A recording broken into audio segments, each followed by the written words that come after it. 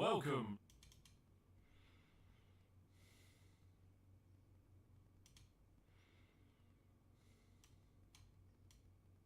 Stream Elements.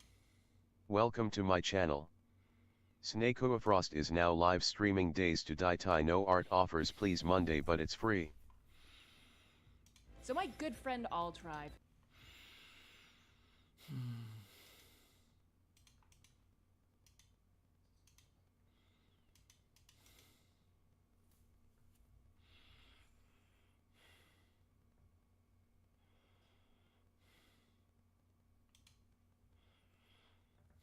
Drapsnat.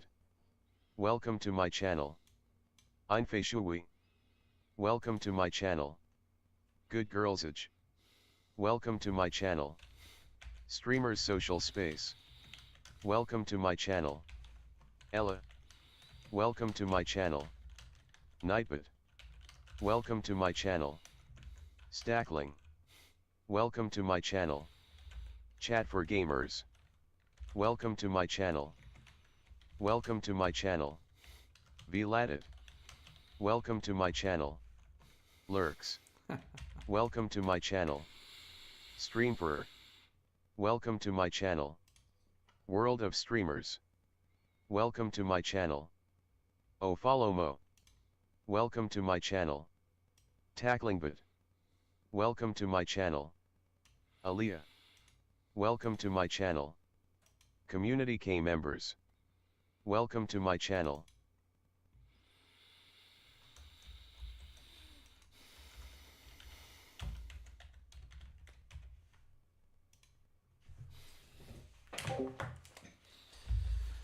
Oh no.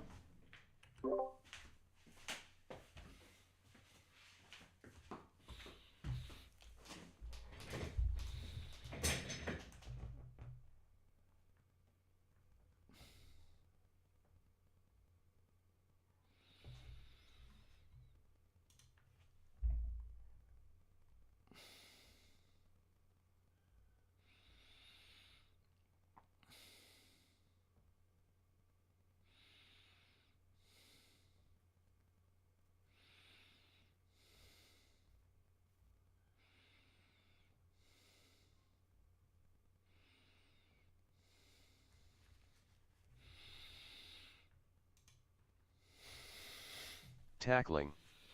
Welcome to my channel.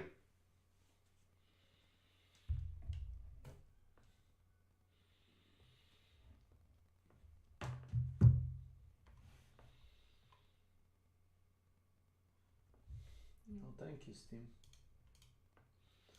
Thank you, Steam Client. Well.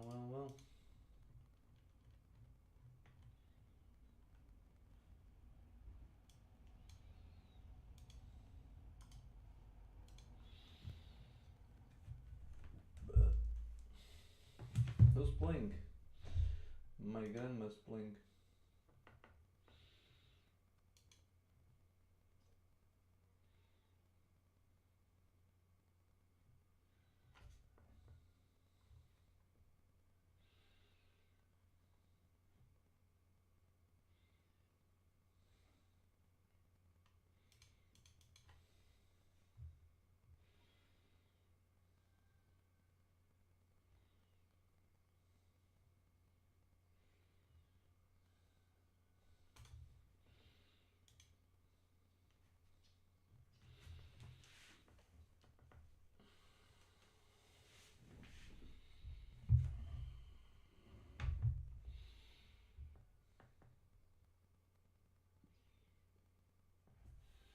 Well, this was kind of disappointing.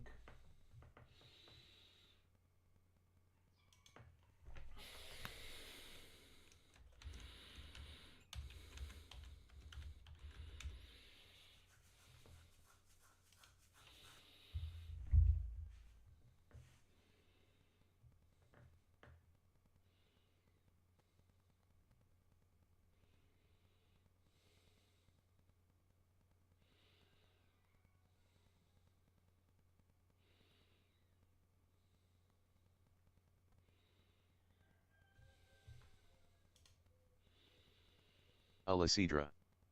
Welcome to my channel. Kata. Welcome to my channel.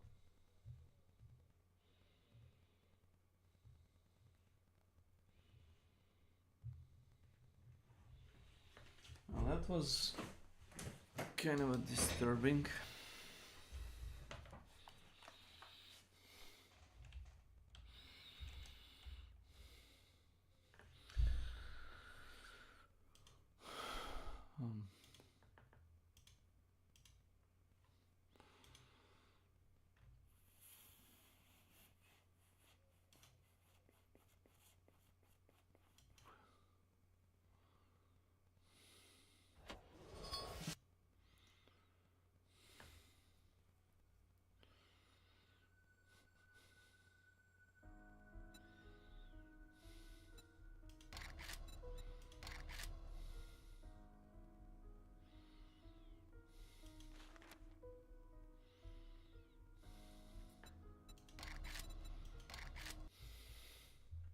Welcome.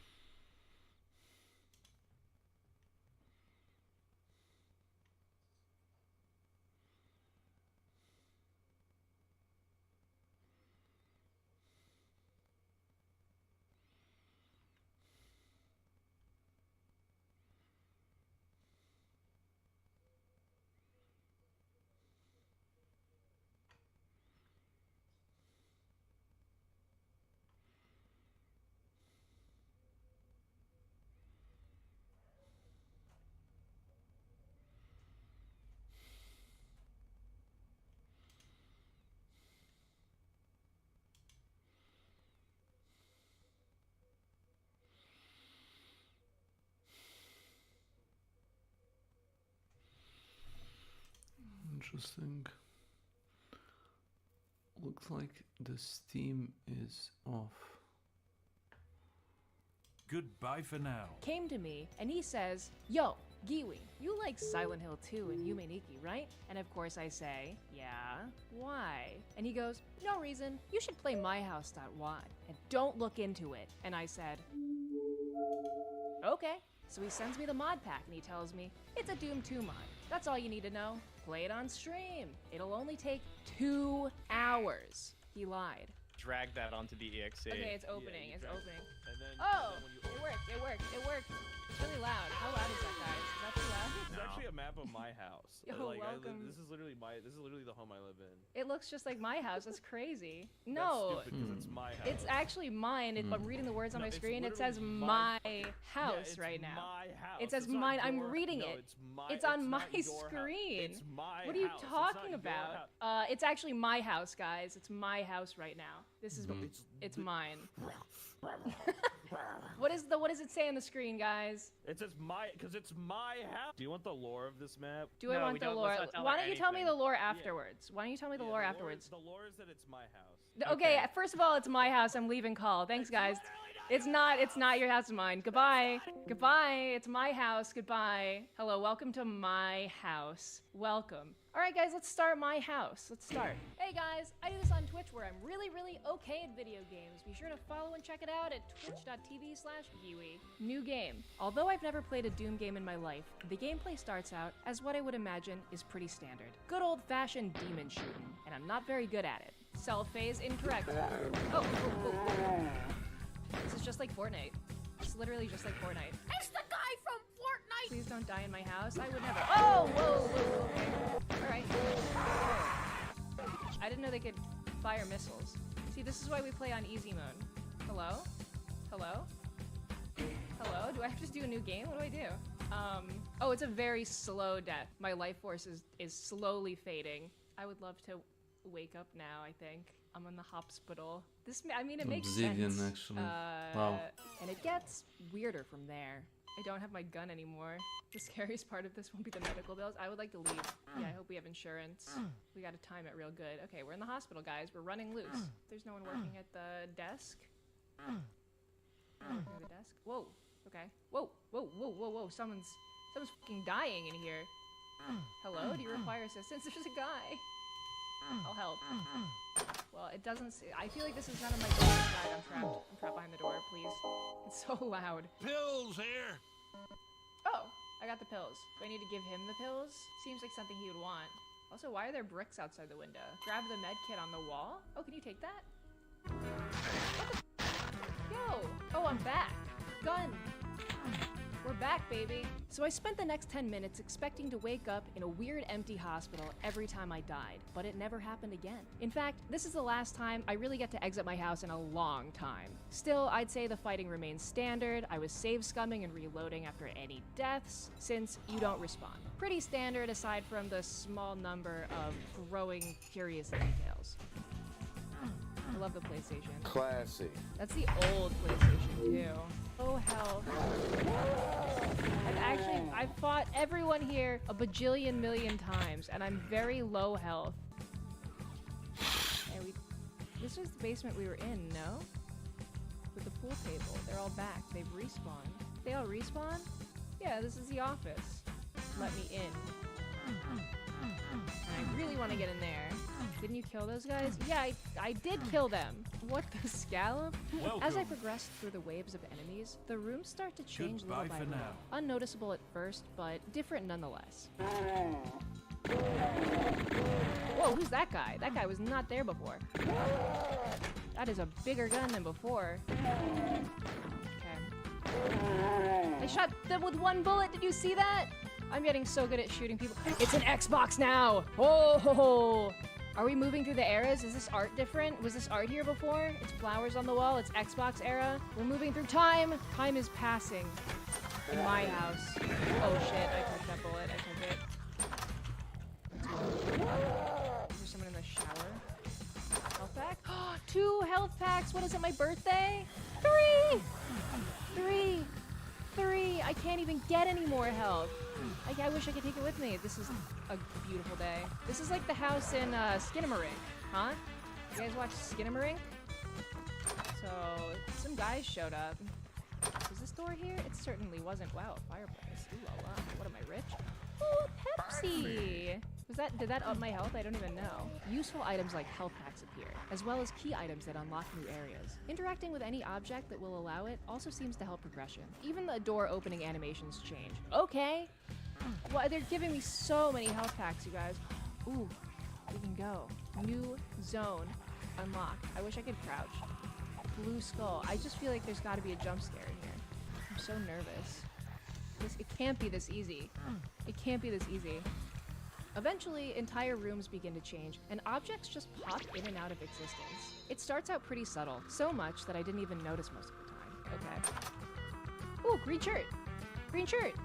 What the hell? What is all this health, guys? Why is it now we have health? How is that fair? Wait, there's no door. Wait a second. That wasn't a... Wait, hold up. That was the door to outside. And suddenly the doors outside just kind of flit out of existence. The vibe changes pretty quickly from, interesting, let's explore, to, I want to leave. What's going on with this bookcase? Looks like there's a window behind it. Yeah, let's go. Why do so many people live in this house?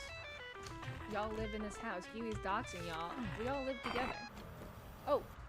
Oh.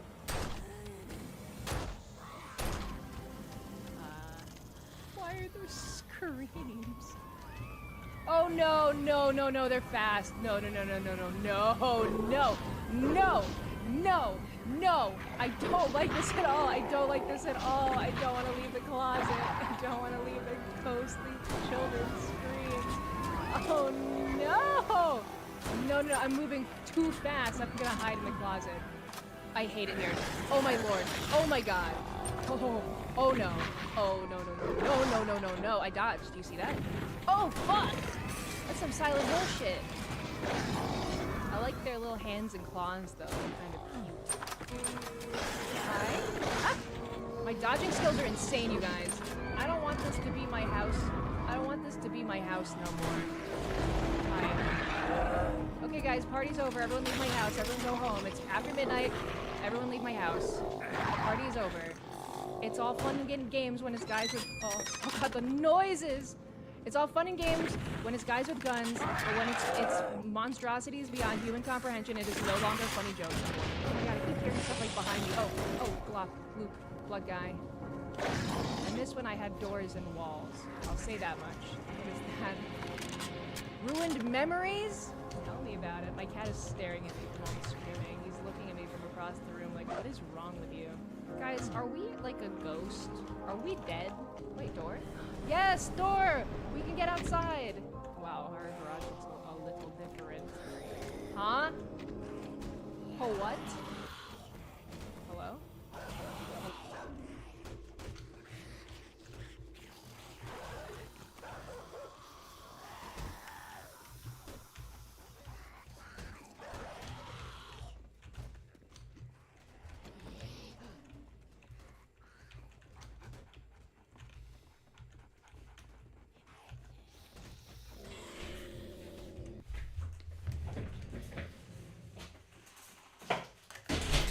Alo, Yes. jesi, Zrčkova? Yes, tanjir sup. O, super. Pa ona supa iz kese. Dosta.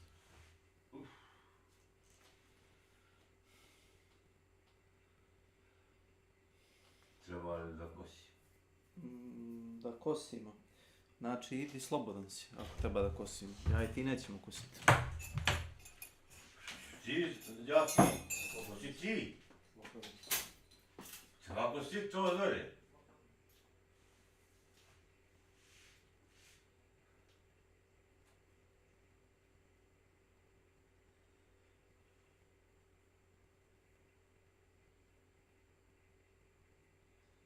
Šta je ovo?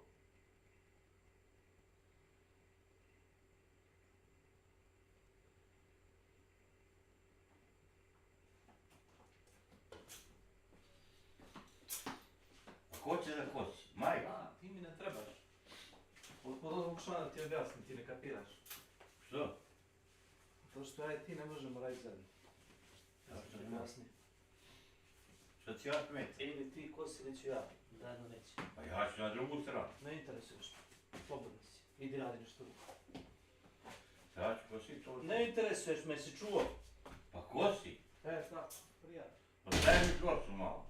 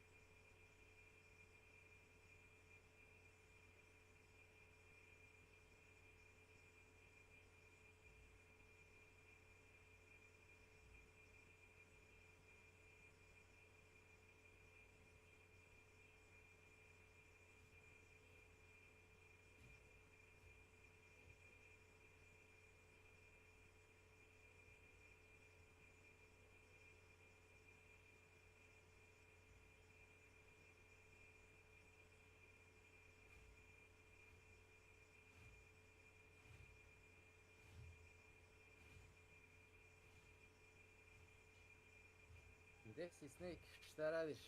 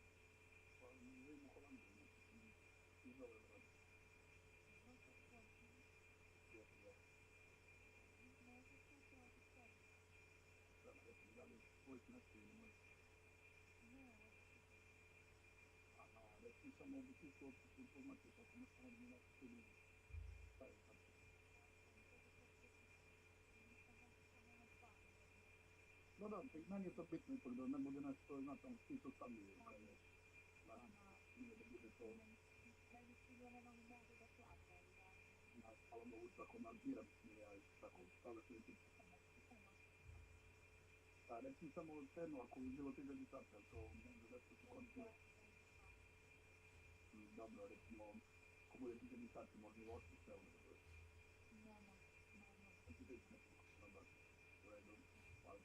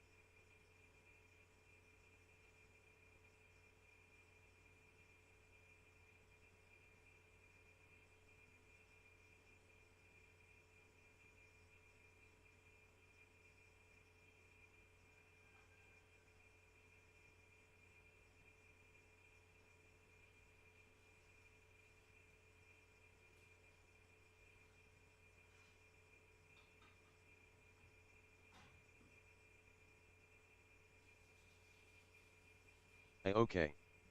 Welcome to my channel.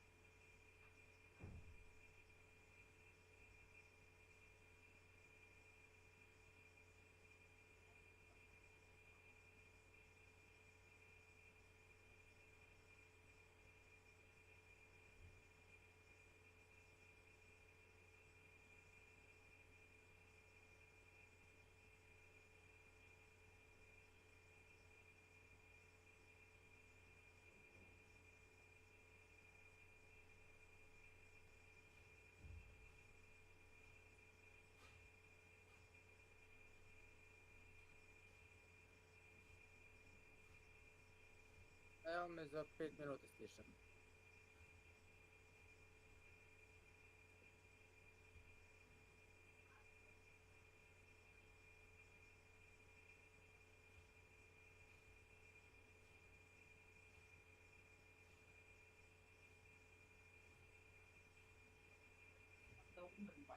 Jest.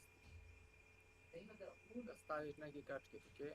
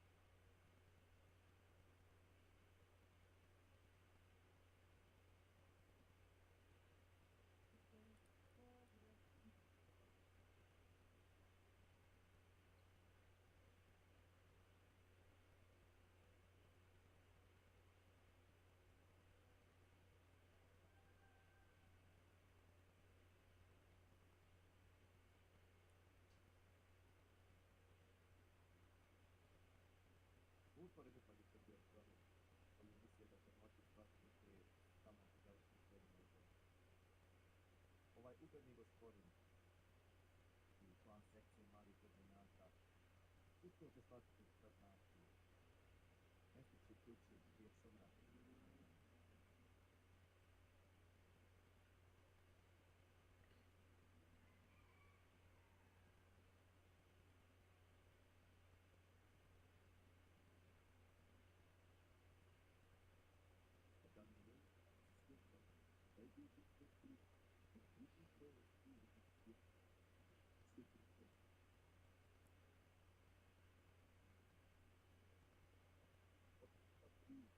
Jedna svetlene ljudje, autobusne stave, brak i popis umre, stranke.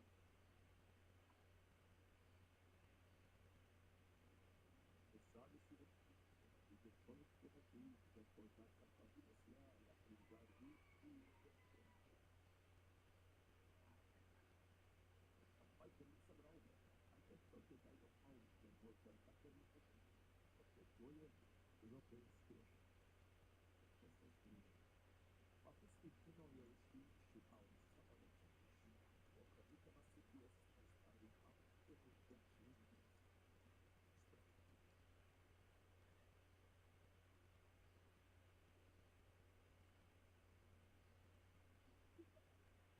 Verso invece grandi, tu si inchiedendo, al di fuori, e ancora, quella va, e mi lasci qui, chi è questo? Arriva, lo sai,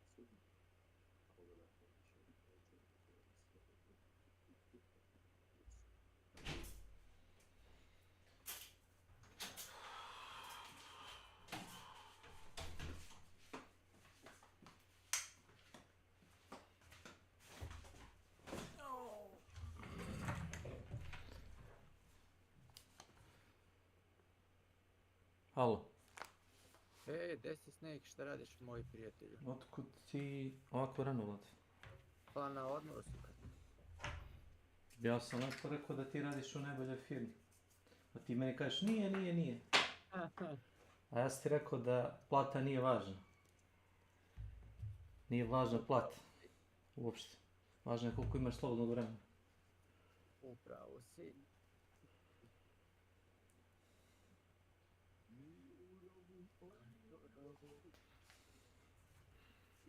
Da li bi menjao sve ove slobodne dane što imaš za jedno 100-200 hiljada dinara godišnje? Umeo bi, brate, i za 50.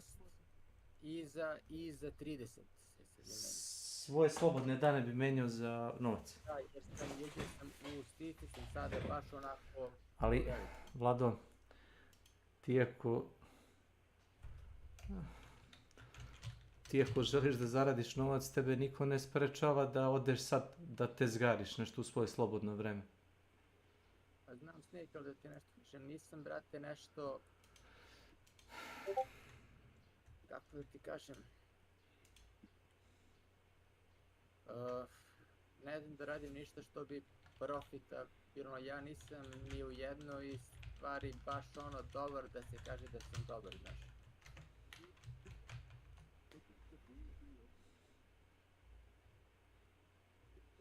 Nešto. Ja smatram da nikakva količina novca ne može da kupi moje slobodno vreme. Šta ću ja sa svim tim slobodnim vremenom?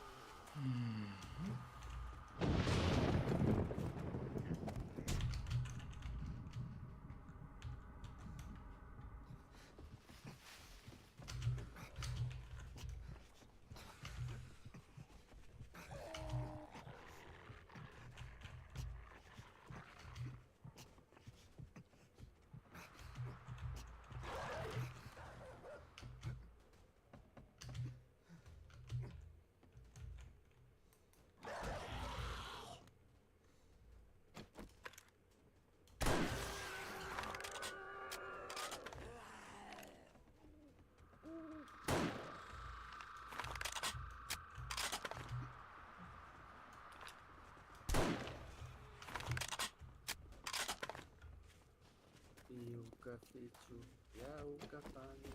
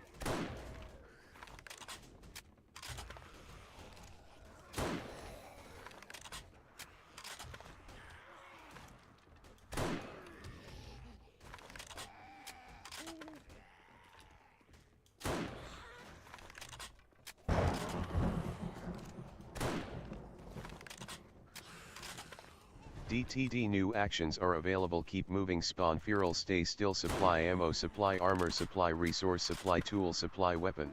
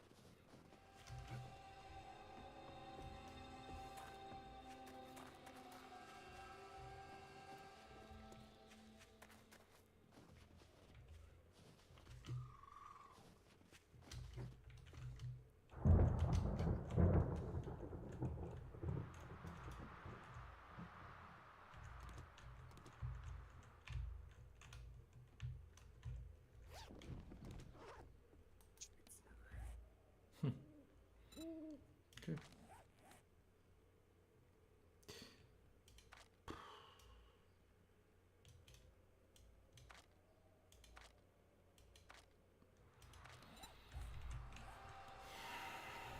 Hello? Why is the noises? No, I didn't mean to do that. I didn't mean to. Oh, well, apparently you're allowed to do that. I don't need to exit, it's fine. Your house is fire? My house is very big, I will say. I don't like this. I am... Do I want to? I'm lost. Okay, but never mind, I found a cool room. No, wait, no, no, no, no! Take me back! Take me back, take me back. I wanna go back. Grim, I guess we're going back upstairs. Wait. Go here. Oh, we're back here, and we don't have to fall. Oh, oh, oh, oh, fuck! I'm not used to the aim of this. Hello? Hello? Die? Hello? Does this gun do shit? Does it do anything? Can I even win? Uh-oh. Uh-oh. Uh-oh. Oh no, what did I do? Oh god. This layout looks familiar. Speak for yourself. Oh. Huh? No, don't make me do it. I'm not doing it. I'm not doing it. I'm not. No, no, no, no. He's our friend, guys. I'm not shooting him. I'm not shooting him. But you can't even... No! I'm so sorry. I'm so sorry. Did you know, guys, did you know that dogs know when you're apologizing? They didn't... it was a love tap. Let me at him. Where is he? Get over here, Fido. It's all over for you. I tried my best, but I learned my lesson. What do you mean, no? Why are you all mad at me? You told me to kill the dog. I had to do it. I had to do it. It's the same dog. It's the same dog. I know it. I know it in my bones. Look, he's not gonna be here, maybe. Look, I see, I had to do it. I literally had to do it to him. I had to do it. Really? Oh, a hole. This is just like Silent Hill 2 for real. I love jumping down holes in general. You can quote me on that. Well, ooh, garage. I'm in an underground parking garage and it's hell and it's infinity. Too late, okay. Alright. Spacious home, indeed. This doesn't work at all. We gotta get on a plane. We did some crimes. It's time to get the fuck out of here.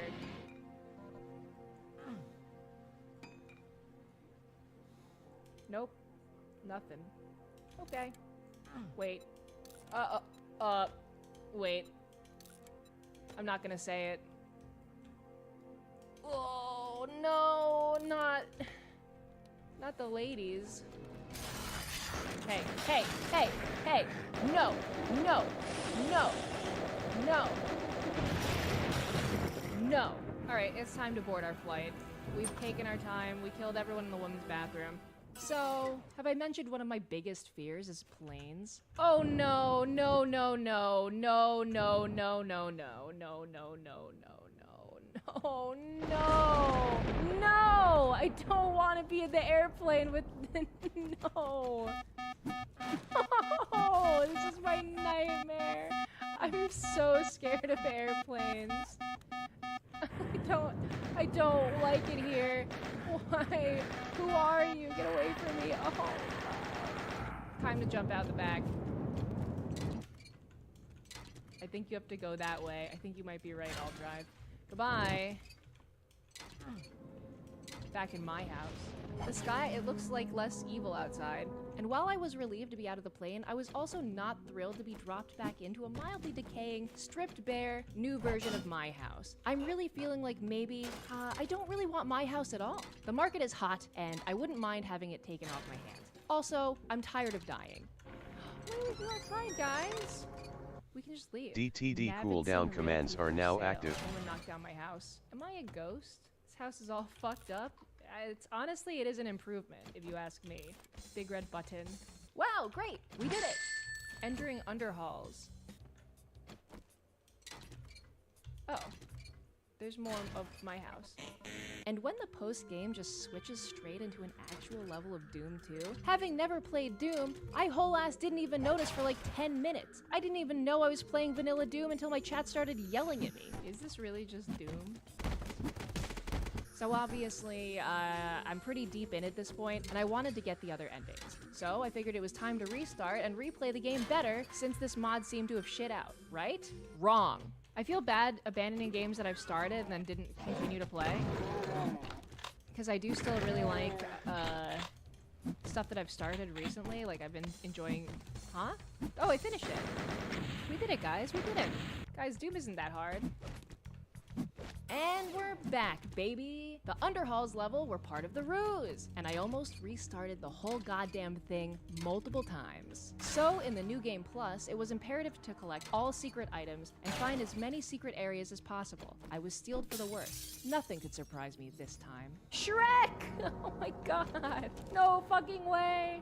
Onion ending? I'm gonna click on Shrek. I think that will probably affect the ending quite a bit. Shrek is gone? No! Oh my god, Shrek is gone. Shrek left.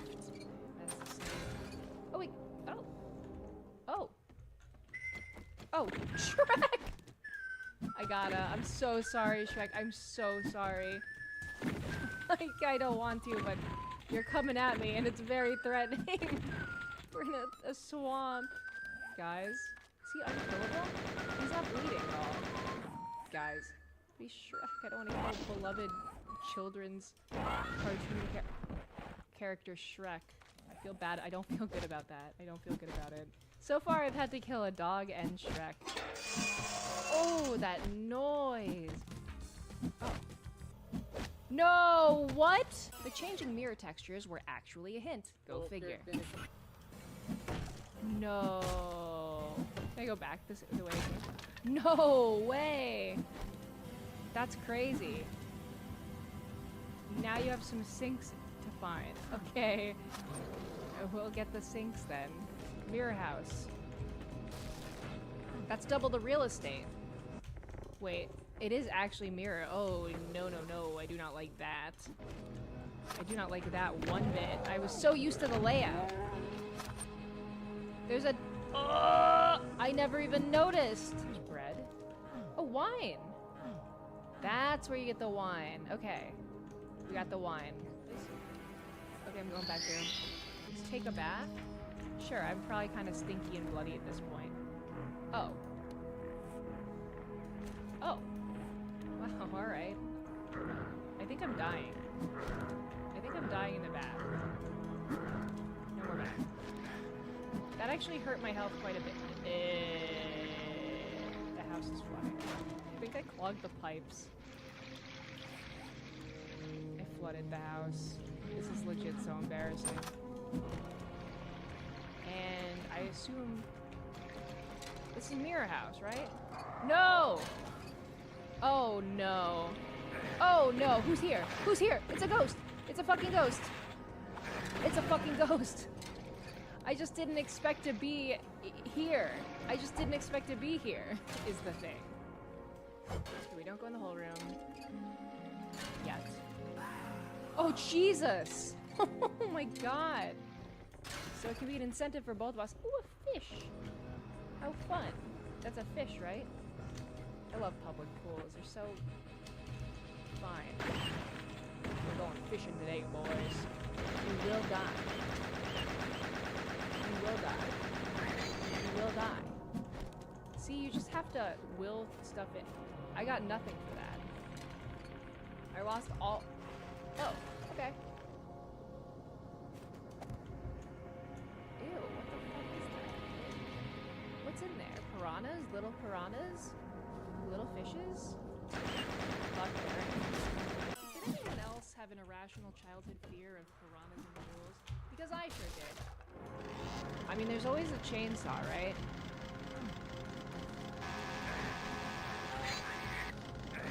Where's the rest of them? The fuck, you fucking fish. Where's the rest of you? Come here! You're fucking dead meat. You're fucking dead. Get over here. I have 4% health and 100% killer instinct. It's time for the high dive, everyone. Okay,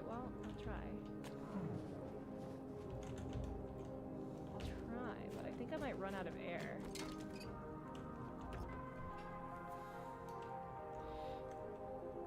Oh yeah, okay. I need air. I need to breathe. I'm in jail. Oh, look at how hairy my arms are. I hope I don't need to breathe anytime soon. You were right. You were right. You were right. You guys are so smart. It was... Oh my god, look how liminal, guys. I love the architecture. You guys... Whoa, no! No! No! No! So this next part was definitely the most challenging for me personally. In order to unlock the final area, I needed to find the wedding ring. I died here. A lot. Don't want to talk about it. Like most wedding rings, it was hard to tell if it was worth the effort. Oh. I don't even have a single gun, actually. I'm so scared. Black tile. Get me the wedding ring. Oh! What? Are you fucking kidding me right now? What just happened? Wait, I missed it. Are you fucking kidding me? Give me that wedding ring. Now I'm done. I got it. It says I do in upper left. We did it! We did it! Put a ring... Wait, ring on it. Look, we're petting a dog. I'm not gonna kill the dog. I'm not gonna kill it. I'm not gonna kill it this time. Yeah, see, he's our friend. He's a puppy. We love him. Nothing bad would ever happen to this dog. Kiwi, no, please. Guys, from your reactions, I genuinely can't tell if I have to kill this dog or not. Okay, we're back in the house. We're back in the house. We're back in the house. We can see what we got. We're missing two things. The can of... Okay, we're missing the can of tuna. We got the ring. We're missing the can of tuna, and we're missing the other thing, right? That's it. So, we got the soda, ice cream, Christmas ornament, baby bottle, wine, wedding ring, and then it was time to go back to the concrete brutalist house and collect the final 3 necessary items. It's in this room somewhere. Yo, what the heck? No freaking way. No freaking way. What is this? A hole.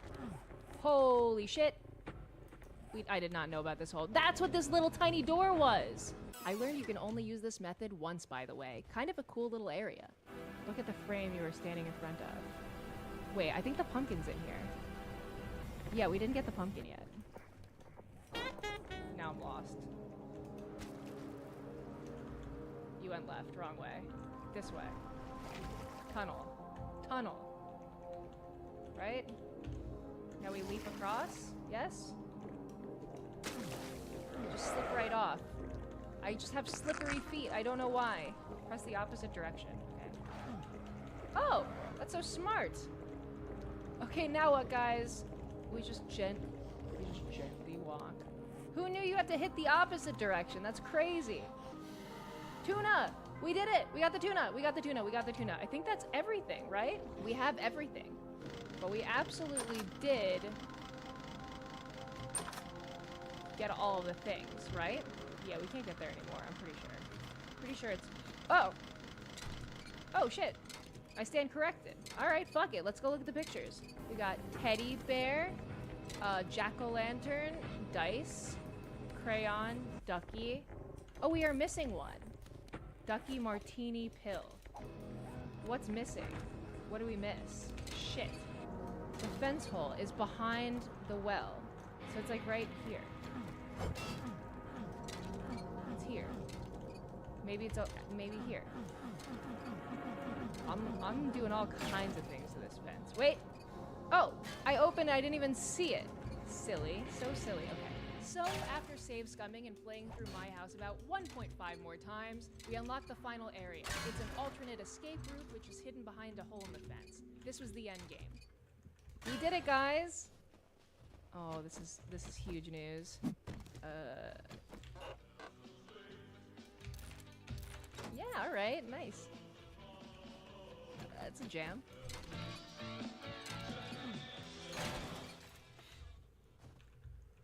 Hell. Oh my god, guys! Guys, for those of you who've seen my lore video, this is actually where I got the sushi. This is the same gas station, that's crazy.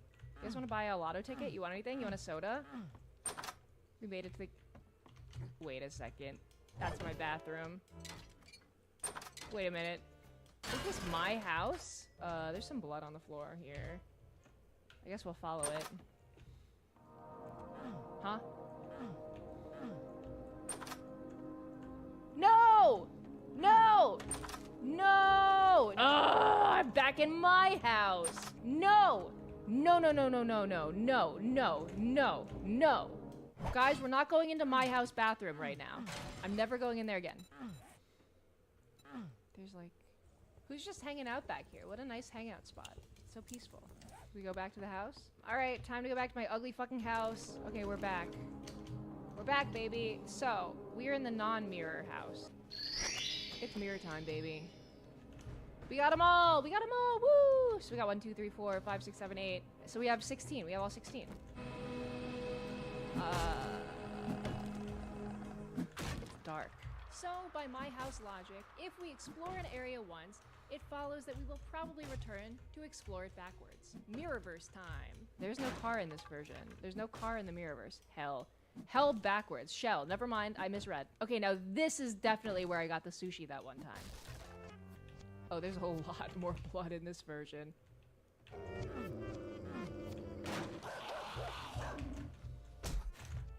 The music is backwards. How eerie.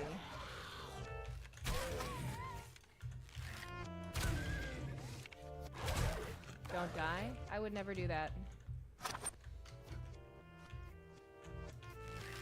Oh. A box of rockets! A rocket launcher! No way! Right here, it really feels like the game is psyching you up for a big boss fight. And then... Alright, how do we get home, then? We love a little flickering light moment. Oh, S plus A. S plus A.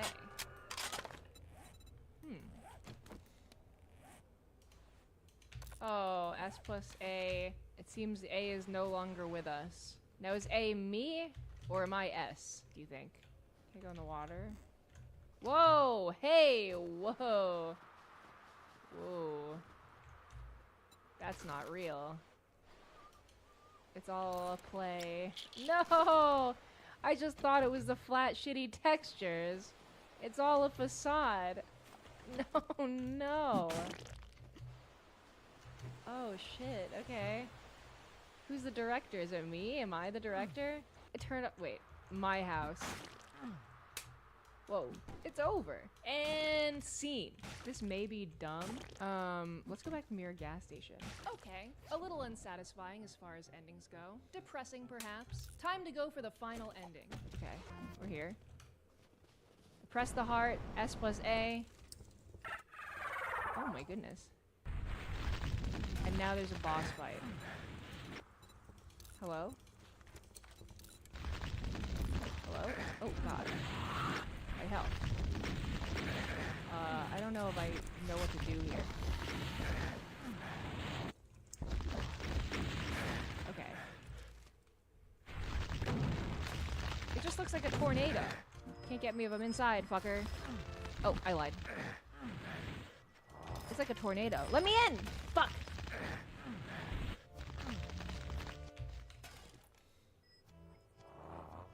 You'll never get me. You'll never catch me, except for you did. Can't even catch up with us. Never mind, I stand corrected. It actually did catch up with us quite a bit. Into the hole. And we're back at our house. Are you coming? Okay. It's here. Now what? Now what? Do we fight it? Mirror? Okay, done. Done. Don't gotta ask me twice. I'm going... Once I find it, I'm going in the mirror. Oh, hi, dog. Oh, hi, doggy. Who the fuck? Who the fuck? Oh, fire guy. Fire guy. Oh, I do not have... Oh, Lord. Lord, have mercy. Get away from me. I'm doing great. Go to the vents. Oh, fuck.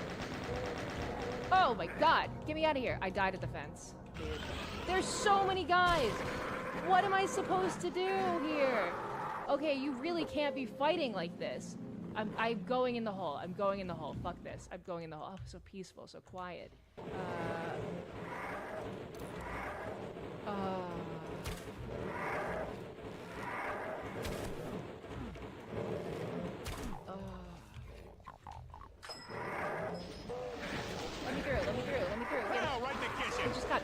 guy decked me right in the fucking kisser?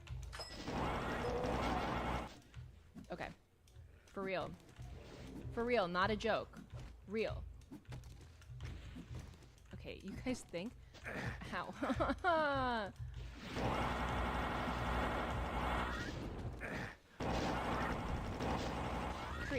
Tree.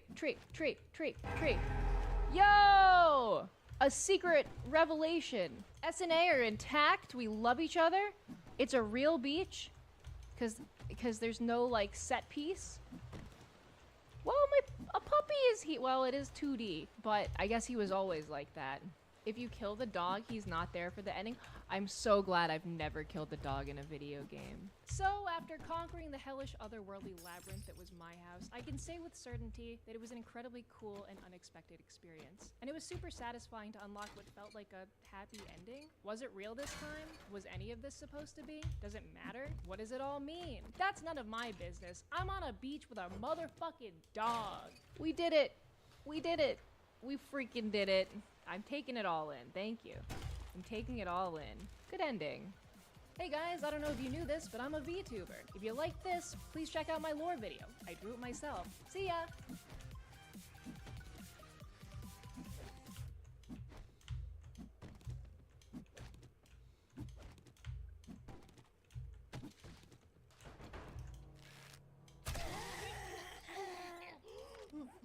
DTD cooldown commands are now active.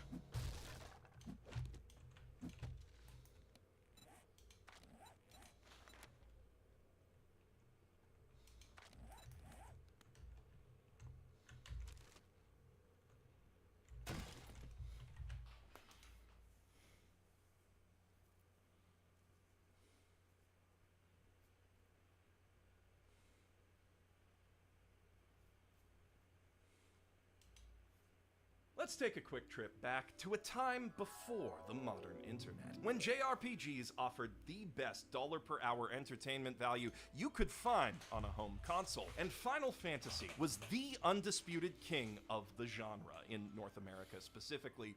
Kind of. A time before Netflix or Crunchyroll or even watching shows in 7-minute chunks on YouTube, when the only way to enjoy anime or games was to go out to a physical store and buy a physical copy from a physical human being with your precious physical allowance money. A time when, if you got home from the store and found out the thing you just bought sucked, you were gonna watch that shitty anime and try to like it anyway, mister. Back in those days, many of us believed that big brand names like Final Fantasy could save us from such tragic fates. So the logic went, a name like that on a package promised that what was inside would offer similar fun to other things with that big name on them that you'd enjoyed previously. It wasn't very good logic, but I was 11. It was thanks to that mode of thinking that one of my friends ended up screening Final Fantasy: The Spirits Within at a disastrous birthday slumber party, and sometime later, having failed to learn from his mistake, that was also how I ended up bringing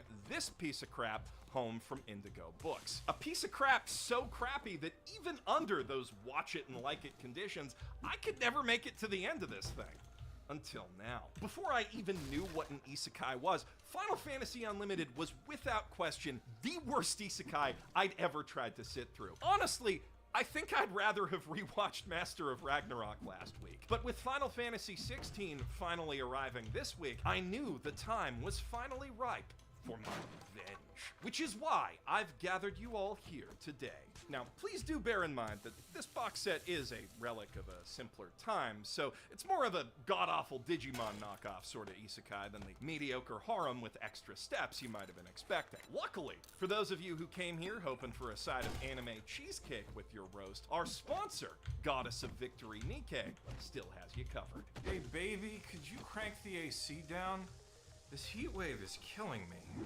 Again? It's like 15 degrees in here. Only thing wrong is it's boiling. It's that darn game you're always playing. I don't see how a highly immersive third-person boober like Nikkei could have anything to do with how hot it is. You mean shooter? That's what I said. Nikkei's an innovative, free-to-play mobile title that combines the strategic planning of a card game with the excitement of real-time cover shooting. It's also set in this gorgeously painted post-apocalyptic anime world, and each collectible character has her own sumptuously smooth live 2D animated ass. Sorry, I got distracted looking at the very nice graphics. What? I think you're supposed to take your finger off the screen to go back into cover. Oh, yeah, good idea. If she dies, I can't see her shoot stuff more.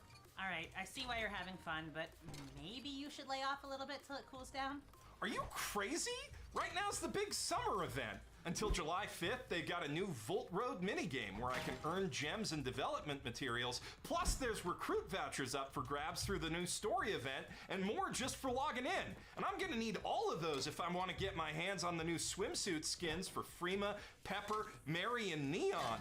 Did you say swimsuit skins? Yeah, alright. Maybe the game is slightly related to the whole temperature issue. What are you waiting for? Download the game at the link below, use code NIKKEIHOTSUMMER to get 200 jewels, and start enjoying your hot summer with Nikkei today. In our modern world, and indeed the world of 2 decades ago, the words Final Fantasy anime most immediately bring to mind moody, broody stories punctuated by intense battles and quiet moments of very pretty men staring wistfully into the distance. And nowadays, there is actually quite a lot of content that fills that niche in both hyper-uncanny CGI and standard anime formats. Born from Square Enix's mid-2000s Milk FF7 Till the Polygonal Tits Fall Off initiative, and later their mid-2010s efforts to fill in all the gaps that were left around Final Fantasy 15's story when it stopped being Final Fantasy Versus 13. But back before the merger at the turn of the millennium, the only anime Final Fantasy had to its name was a mediocre OVA from 1994 in which all the chocobos are inexplicably naked and the chosen one of the wind crystal manifests its power through her glowing ass cheeks. So the bar FFU had to clear was pretty low, but all the new PS1 era fans who were clamoring for edgy Sword Boy content had yet to really be sated in any meaningful way, and thus they were primed to reject this cutesy cartoon about a pair of precocious kids and their pet chocobo looking for their lost parents out of hand. Even if its 2 supporting pretty boys do get some very solid brooding in before it's over. I will not be coming at this anime from that edgy millennial FF fanboy angle, because in my eyes, Final Fantasy represents such a wide range of concepts, aesthetics, and above all, creative risks, that the only really wrong way to adapt it would be to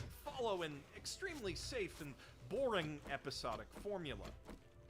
That said, while you could theoretically turn a Final Fantasy anime into pretty much anything you can imagine, if you were a Japanese game exec at the turn of the millennium looking to internationally multimedia franchisify your brand, there was only one thing you realistically would imagine, and that thing was Pokemon. Back in 1997, FF7 ran neck and neck with Nintendo's new monster battling behemoth as Japan and indeed the world's best-selling game. But by 1999, Square was being outsold by, you know, a little bit. And the market-saturating synergy that Pokemon's Saturday morning cartoon had with the games and toys and cards was clearly a huge part of why. So, clearly, to save the lagging sales of each now annual sequel, Final Fantasy had to have its own weekly series about relatable kids going on adventures with an adorable yellow mascot, where each episode would also serve to highlight one of the many cool monster buddies that Final Fantasy players could summon to help them with their own quests at home. And FFU would go one step further than Pokemon by showing you monsters that look exactly sorta like the ones you'd find in the games, thanks to the bleeding edge power of computer graphics. Gonzo Digimation was one of the earliest pioneers of CGI and TV anime, using the tech to do things that simply weren't possible before the turn of the millennium, in shows that as early as 2003's Last Exile have held up surprisingly well. And they made Final Fantasy Unlimited in 2001, so...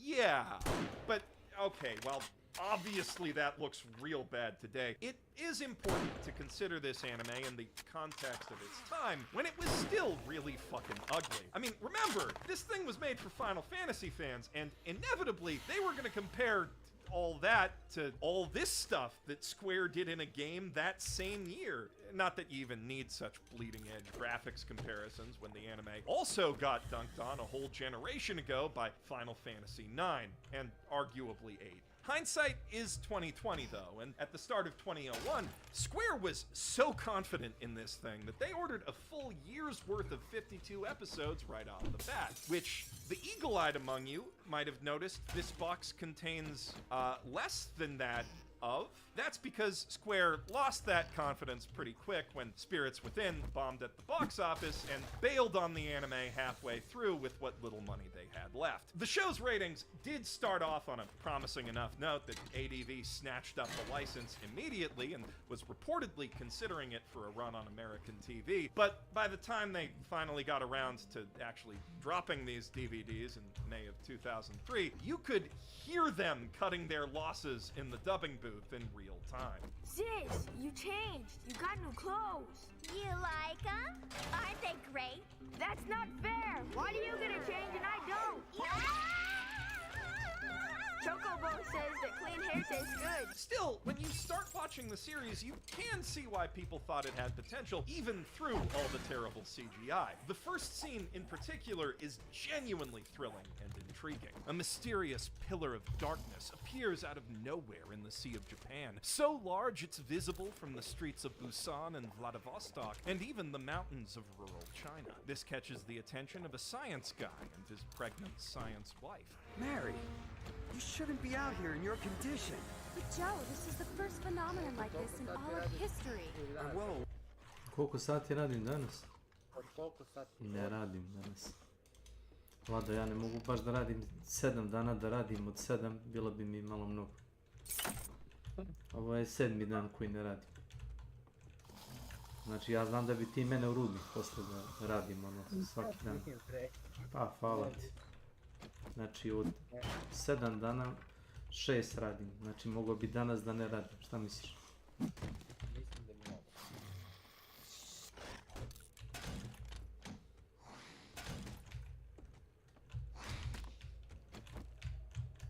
Kako ti je na novom poslu? A pa već sam 2 mjeseca tamo skoro. Nije teško, samo što rekao, previše radnih sati po meni. Mogli bi malo da smanje doživljenje. DTD cooldown commands are now active. Nema potrebe za tim radnim satima ili po inerciji. Pa ne, nego mislim takav je posao. Radiš u prehrambenoj industriji. DTD, a new vote has started. Svaki dan imaju proizvodnju i tako. Imamo 4 smene, tako da se radnici što se toga tiče menju, ali moglo bi to da se organizuje malo bolje.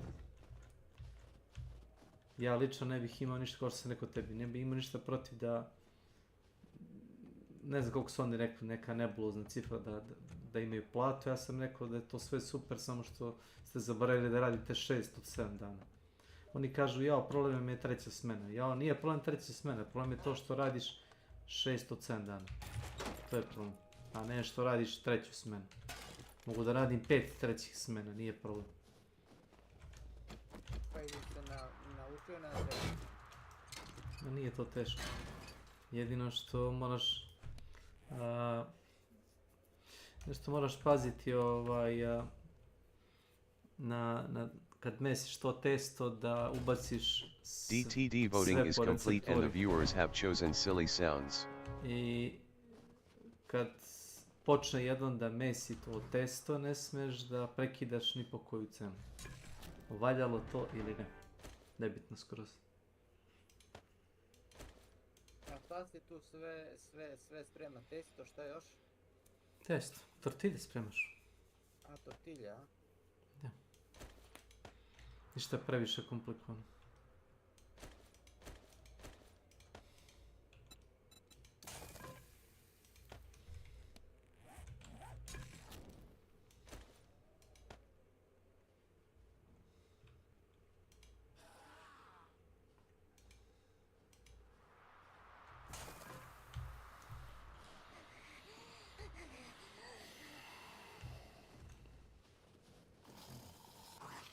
Nije to neka naučna fantastika, to je jednostavno, imaš recepturu, pratiš je i po tome radiš.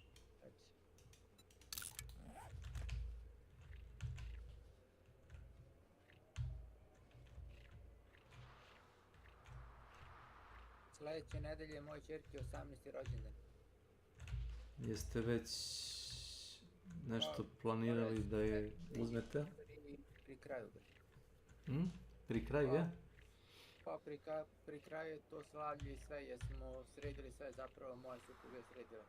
Pa znaš Nik, to brate košta mnogo pare i ja sam bacio akcenat da taj rođendan prođe kako treba. Poslije ću ja da i kupim nešto da ima uspomenu od oca.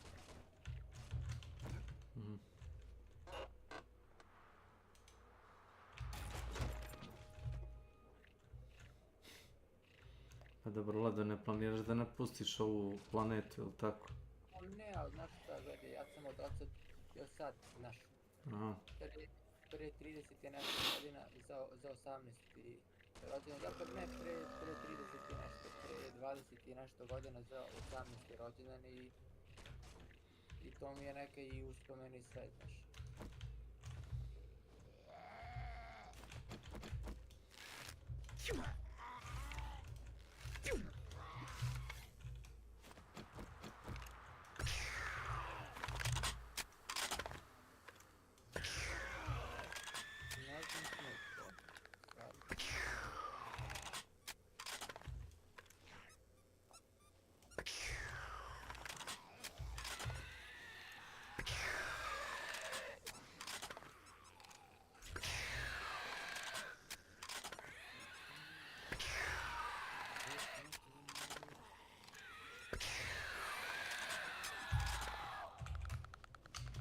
Znaš ovo šta sam dobio od majke za 18. rođendan?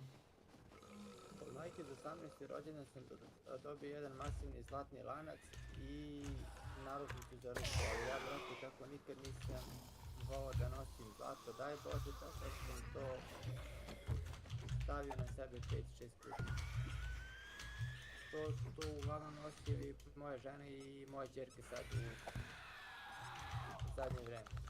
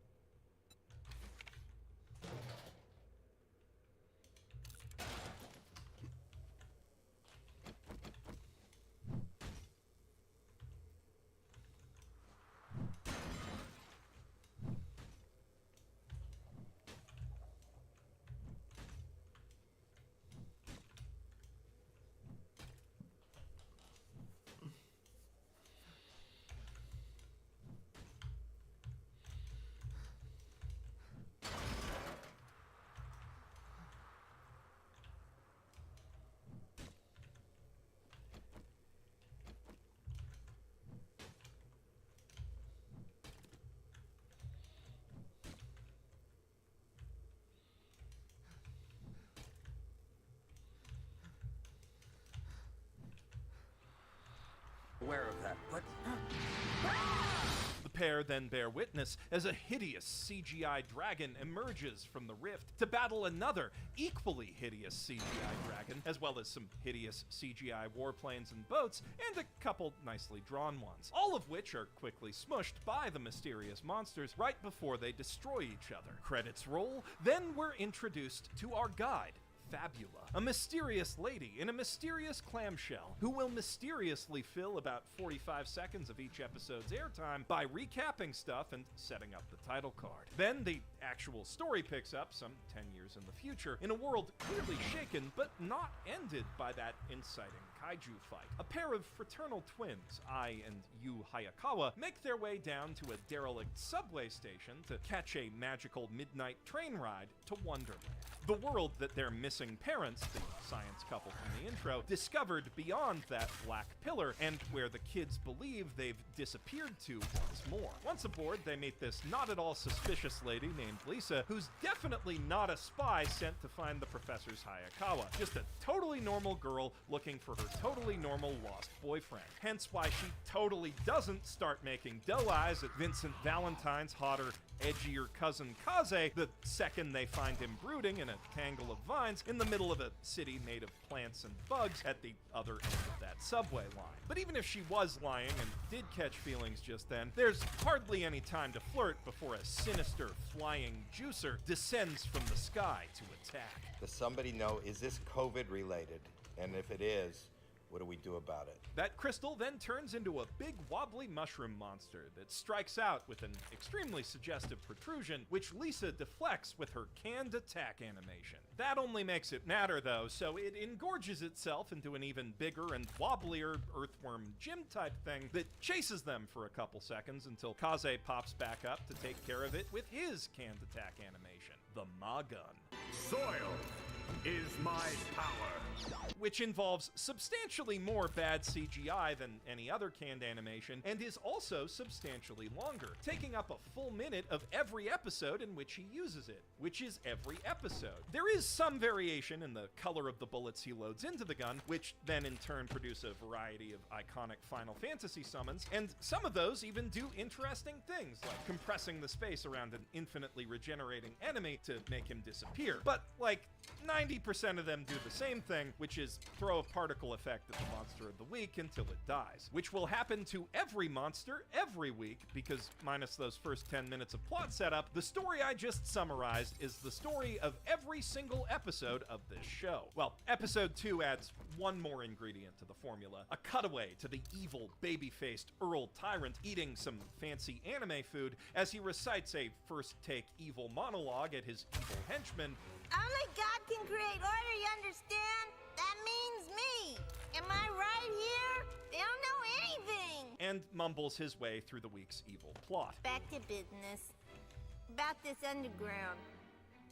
It's those annoying ingrates, right? Which usually fills at least a couple minutes between the kids walking around the weird place the weird subway brought them to this week, talking about how weird it is, and them being chased around that weird place by a weird monster until Kaze's special move comes off its cooldown. Sometimes they'll also fill time by flashing back to the one time a lady held Kaze's hand and then his whole world got exploded, or a couple seconds of Lisa being homesick, or maybe the kids bickering about something inconsequential. But yeah, believe it or not, in the last 5 minutes, I have already described like 75% of this anime. And then another 10% is just exposition about Wonderland, which, as it turns out, is made up of bits of other worlds that were eaten by this malignant entity called Chaos, which is the true form of the Earl. Also, a long time ago, there was this other big monster called Omega that destroyed a bunch of stuff but then got broken into pieces, and the Earl wants to collect those pieces so he can eat them and become more powerful. Because you see, Omega pieces are one of several extremely potent energy sources that exist in Wonderland, alongside soil, the crystallized souls of dead things, and Elenium, which permeates the water and makes all the Magitech ships go. There's also a concentrated form of Elenium called flying water that's needed to make airships go, and then Cloud Strife's even more emo cousin, Makenshi, breathes out this magic substance called Mist that he can use to summon a Mist Dragon in a slightly different way from how his rival Kaze summons stuff with soil. Also, Lisa uses uses a martial art called Keegan, which draws on the life energy of the world around her. Notice how it took me like a minute to explain all that? The show stretches that exposition to over an hour, and trust me, I didn't leave much out. If you're lucky, there'll maybe also be like one small scene per episode that advances the plot in some nominal way. For instance, in episode 2, Chobi, the cute chocobo that showed up for 10 seconds last episode to DTD, a new vote has started. formally joins the party so he can repeat that deeply unfunny gag in every subsequent episode. Often, multiple times per episode.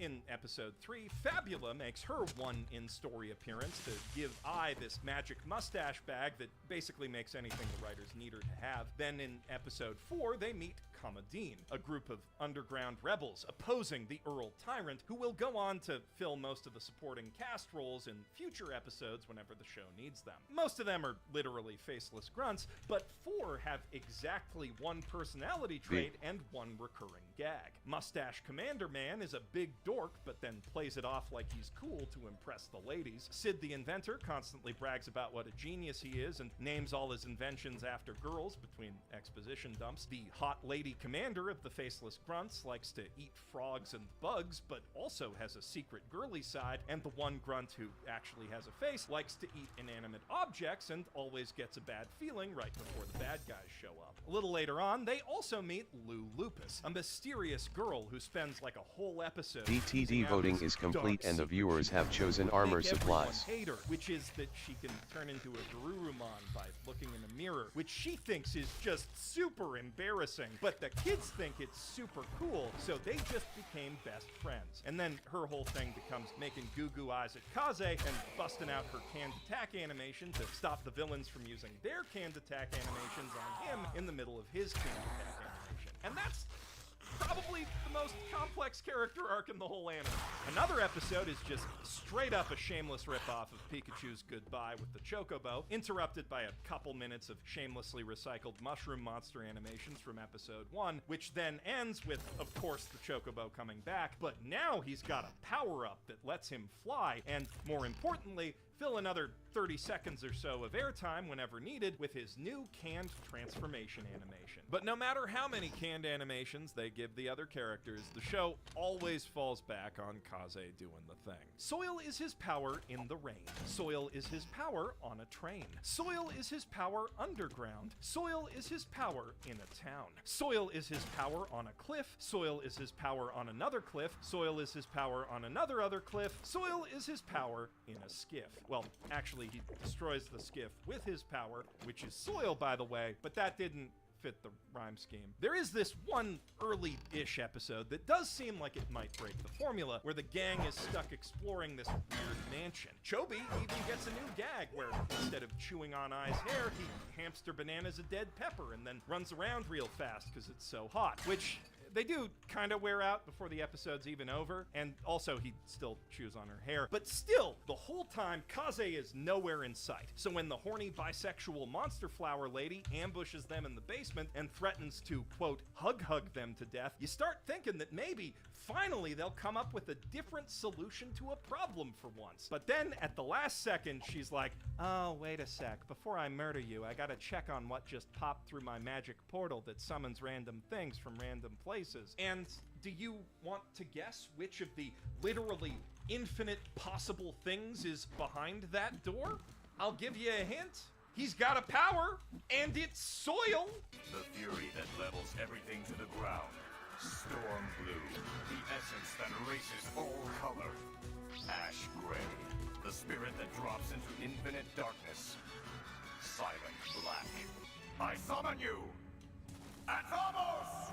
It takes 15 episodes for the formula to change in any way. When the kids are taken aboard the Rebel underground submarine, and that submarine is subsequently trapped traveling through a magic cube maze made of weird and unique pocket dimensions called the Ocean Puzzle, which is different from traveling between weird and unique parts of Wonderland on a train because it's a submarine now. Also, the supporting cast is more consistently around to fill more time with each of their one character gags, and because each cube of the ocean puzzle is a magical riddle, sometimes they have to do things other than fight to win, like stand around flapping their lips for 15 minutes while a mermaid puts them through a quiz game where she's obviously cheating, and the answer is to actually not answer her questions and just say, hey, you're obviously cheating, which makes her try to kill them anyway, so she has to be stopped with a summon. But hey, this time Lisa does the summoning with her canned animation. Progress. There's also the one where Sid's turned into a frog and has to run around the submarine looking for a way to turn back before it sinks, getting into hijinks like accidentally catching the commander naked in the shower, or the one where I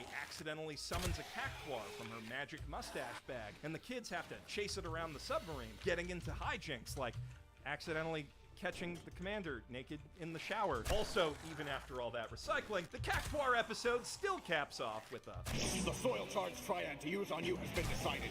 as do like at least half of all the other ocean puzzle episodes, but there is a little more variety here, and also some recognizable Final Fantasy mascots like Cactuar. And then, in the very next episode, a Moogle cosplaying as Kaze, almost as if the animators were shouting, "Hey, Final Fantasy fans, look! Things you recognize! Please start watching the show again before it's canceled!" But, alas, they did not. And after what you could call a three-part finale, if you want to be generous, alas, it was. In part 1, the gang finally reaches the source of the flying water, Teros, where they're reunited with Lou, who went off on her own to find Kaze because she lacks the pattern recognition skills to understand he was inevitably going to show up in the next episode. Then they walk around for a bit, commenting on how weird that place is, until one of the big bads shows up, prompting Kaze to do the thing, but then the big bad corrupts the thing to make it destroy all the flying water instead, so they can't make an airship anymore. But then Cloudstrife's emo cousin immediately shows up to do his thing and stop that, because the Earl also needs the flying water for reasons that are never actually explained. This causes Kaze to pick a fight with Makenshi in part 2, because he always fights Makenshi whenever he sees him, and then in the middle of that fight, Yu gets kidnapped and brought to the Earl's fortress, where their parents have been mind-controlled to think they're pastry chefs and also forget that they have kids, which makes you very sad. Well, not you. You will be staring blankly at the screen the whole time this is happening. Welcome to my channel. The character. You get it. Meanwhile, Makenshi finally reveals that he was a good guy who was spying on the Earl all along. And the only reason he fought Kaze all those times was to stop him from unknowingly feeding chaos with his energy by, fighting.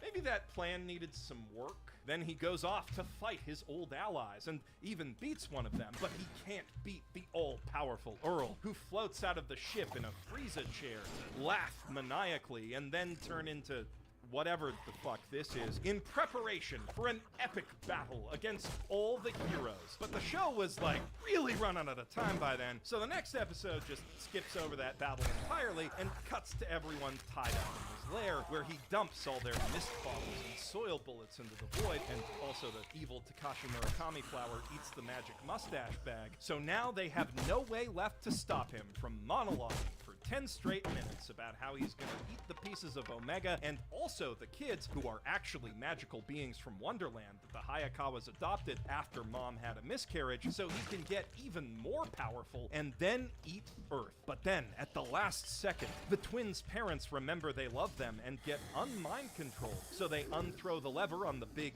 evil science machine, and everyone starts throwing canned animations at the Earl again. But of course, there's only one canned animation that'll actually work, and they're still out of soil bullets, but soil rhymes with soylent, which is people, so the Moogle, Lou, and Kaze all sacrifice themselves to load the Magon one last time, which Lisa then fires off, destroying chaos at long last. And then, it's just kinda over. And what do you suppose happened to our intrepid travelers? Perhaps someday I will tell you when we meet once again. Which to the creative team's credit, they did find a way to make happen eventually, in the form of some drama CDs, a couple web novels, a half manga, half light novel thing, a mobile game, and a hybrid visual novel card game activity center for personal computers. But all that stuff was exclusive to Japan, and I don't really see much point in summarizing the English fan summaries that are already out there, so if you're curious as to what happens next, you can just Google it. I don't see why you would be, though, unless you're the sort of imaginary guy who always wished Pokemon was just the bits where Team Rocket gets sent blasting off again by Thunderbolt specifically. But with all that said, I do still think this is an anime that every Final Fantasy fan should watch, so they can stop complaining so much about every other Final Fantasy thing that's not like their personal favorite Final Fantasy thing. I'm Jeff Thu, soil is my power, and the soil triad to use on you has been decided. Zato što su drkađe deo što reklamiraju nešto da može, pa ne može.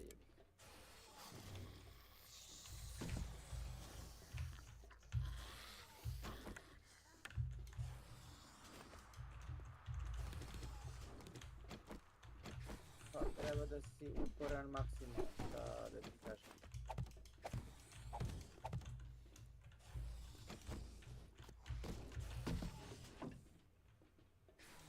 A nije de, nije. Nije, jer ćeš da shvatiš malo, a? Dobro.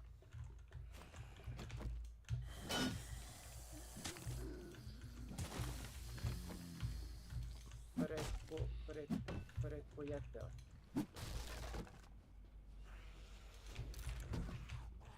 Pa trebalo bi da, ako znaš, bi trebalo da probaš da odradiš to da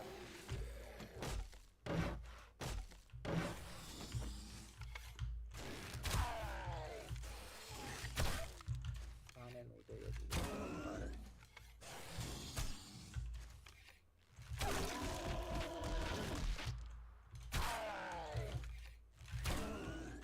Paži. Ma šta si vuko, ja sam ih smarao bre mesec i pol dana je sve. Ma šta čovječe, dva dana sam ih smarao za što. Da.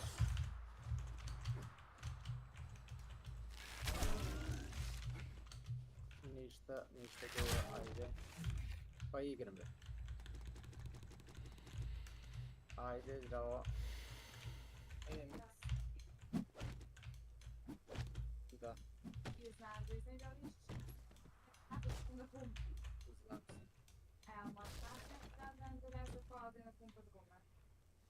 Može si nešto radimo.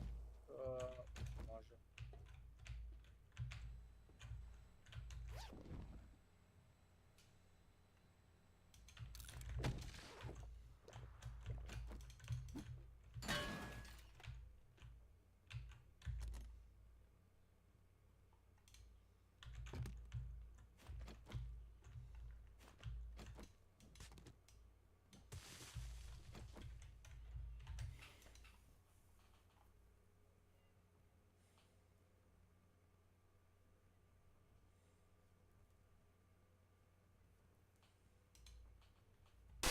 When something as horrible as this happens, people always come out and admit fault and tell the horrifying truth of their continued negligence and malpractice, right? Yeah, you're right, that never happens. What am I thinking?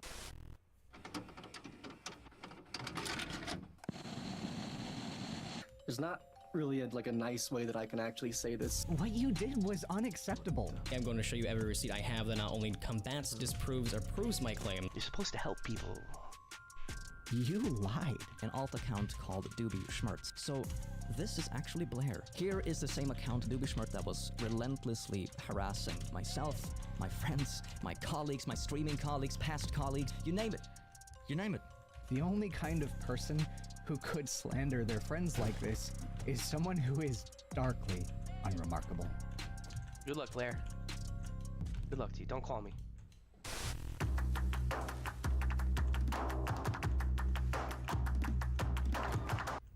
I'm sure you all know why we're here. We are gathered here today in what might be the most comprehensive deep dive that I've done to lay to rest once and for all the pyramid-shaped, scandal-plagued corporate casket of Blair, aka a YouTube creator who goes by the name Illuminati. Hello and welcome to Dark Dives. I'm the Illuminati. Hello everyone and welcome to the Corporate Casket. So grab your magnifying glasses because we're getting up close and personal. We are witnessing in real time a YouTuber downfall like we haven't seen in years because the grave that Illuminati has dug for herself is immense. Let me see this in one breath. Stalking, harassment, wage theft, creating a company town, sabotaging other creators, lying, backstabbing, abuse, plagiarism, ableism, sock puppet accounts, weaponizing mental health, victim blaming, and just overall being a terrible person behind closed doors. And it all started with an accusation of plagiarism, which might have you thinking every angle of this story has already been covered, right?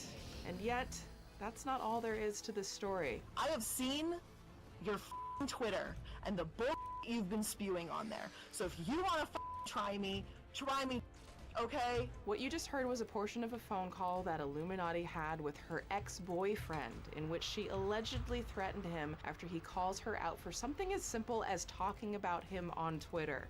Yeah, like as you'll see when we break this entire story down, that just when you thought the Illuminati well couldn't go any deeper, bitch, there's an ex-boyfriend with a truly heartbreaking and shocking story of manipulation. And I managed to get in touch with him to find out more in an exclusive interview, which I will share with all of you today. This is the story of Illuminati's fall from grace, a content creator once renowned for her work exposing corporations and scammers, to someone who has now been exposed for her own alleged evils, a new creepshow art, if you will, including some possible criminal activity. And the craziest part about this story is literally none of it needed to happen. None of it. So y'all get ready for one of the wildest rides, cause like Harry Styles, bitch, we going in deep. But first, oh hi there, hello, hi, it's my face again, swoop!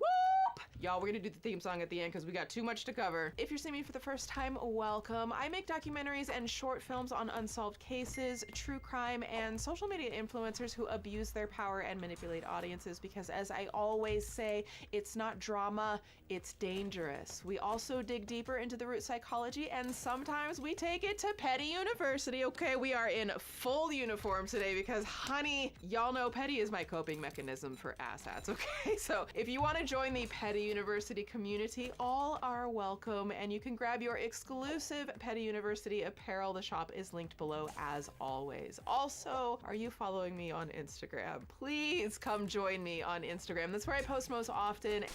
Okay, real quick, and then we're going to dive right in. A huge thank you to today's sponsor, Kenzie, who I am so beyond stoked to partner again with. I think you will love them. If there is one thing I hate in this world, it is shaving. Honey, I cannot stand it. The time, the razor bumps, those little toilet paper squares stuck to the cuts. Get it away from me. So instead of all of that hassle, I've been using and loving the Kenzie IPL handset for over a year now, and it is a game changer. And it'll save you time and money if you use my link, I'm just saying. So the Kenzie IPL handset has different wavelengths that target various skin conditions to help reduce acne, hair removal, age spots, and skin rejuvenation. Now you can get results as fast as 2 to 3 weeks and full results in just 12 weeks. So I've been using my Kenzie IPL handset for going on a year now for hair removal. My hair grows back way slower, finer, and I hardly ever have to shave, and the best part, no razor burn, okay? Sign me up. Now, so right out of the box, you get this sleek, easy to use IPL handset that comes with 10 years of flashes.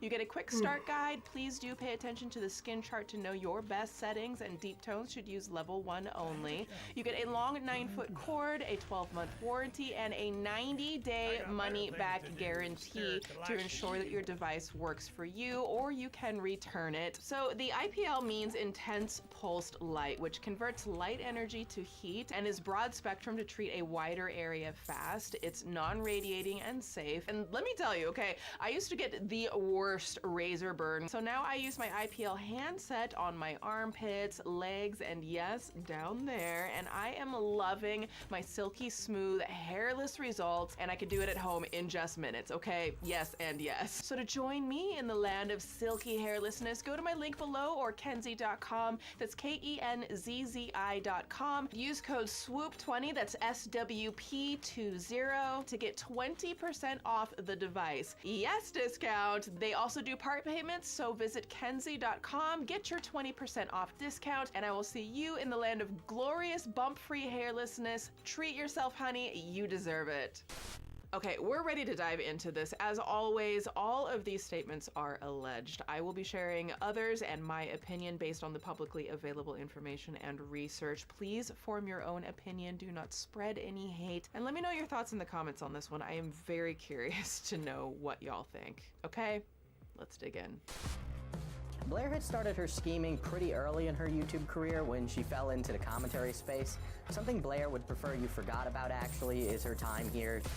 So, who is Illuminati? Well, I'm first going to do my best to answer that in as fair and balanced a way as possible. So, the name that Illuminati goes by online when she's not posting to her channel is Blair Zonia. I think I'm pronouncing that correctly. Now, it's not her real name, but Blair is a lot easier to spell out than Illuminati. I mean, honestly, how the hell is it spelled anyways? Okay, I've tried. I get it wrong like every single time. There's like 2 U's in one word and 5 I's? And you know, honestly, as you'll find out, you can't spell Illuminati without a whole lot of L's, okay? I'm just stating the obvious. It's just, where's the lie? Sorry, okay, I couldn't help myself. Dad humor numbs the pain. Anyways, so Blair's channel has existed since 2013 and is a bit of a deep dive channel that focuses explicitly on exposing corporate malfeasance. And yes, I use the word malfeasance because I am a learned bitch. So there's a specific niche for what Blair does, and it's called the anti-MLM content. Now, to understand what I am talking about, I'll give you like 2 quick definitions. So first, when I say MLM, I'm referring to multi-level marketing.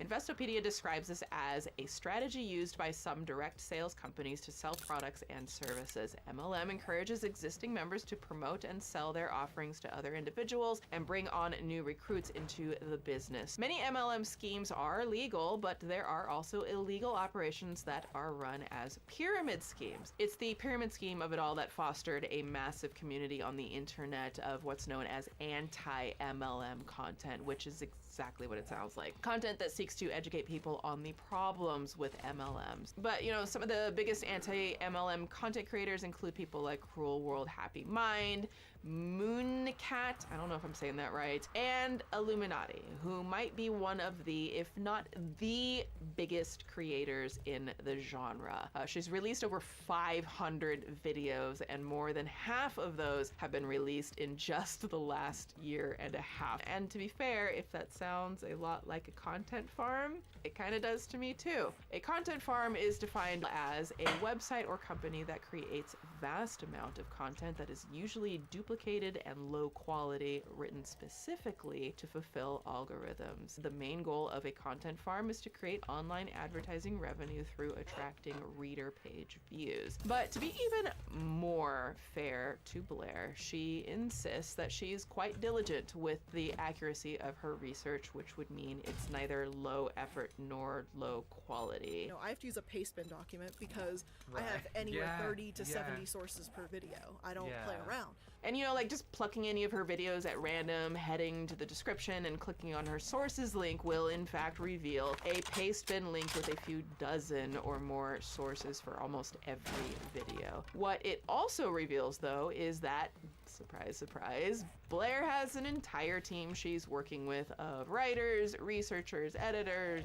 thumbnail designers, and so on. Now, I don't know if this is a hot take to some, okay, but this isn't a bad thing. Like, it's actually a good thing for these types of productions. Like, y'all know, okay, y'all know I'm a filmmaker, and having a solid team is everything. Like, from bouncing ideas off of each other to like having many pairs of eyes, you know, proofing the work. Like, it can be essential if you want to grow as a creative doing this. I've personally only recently started building my production team, and let me tell you, okay, before I have my team, how you doing? I love y'all. I would work 60 to 70 hours straight, not like in a week, straight, without sleeping. And even at that rate, I could only post 1 to 2 videos a month between, you know, chronic pain attacks and sleep deprivation. Like, the shit is no joke. I think it's just important to know that there are a lot of moving parts in the Illuminati machine.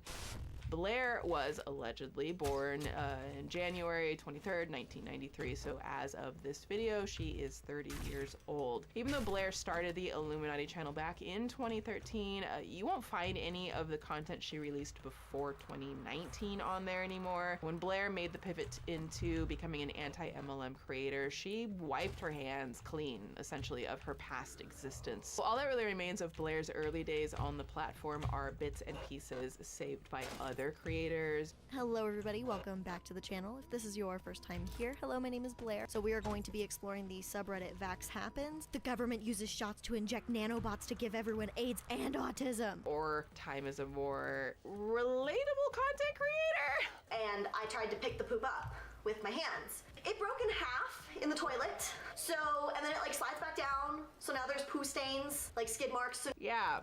Didn't know there was going to be a poop gate involved in this story, but here we are.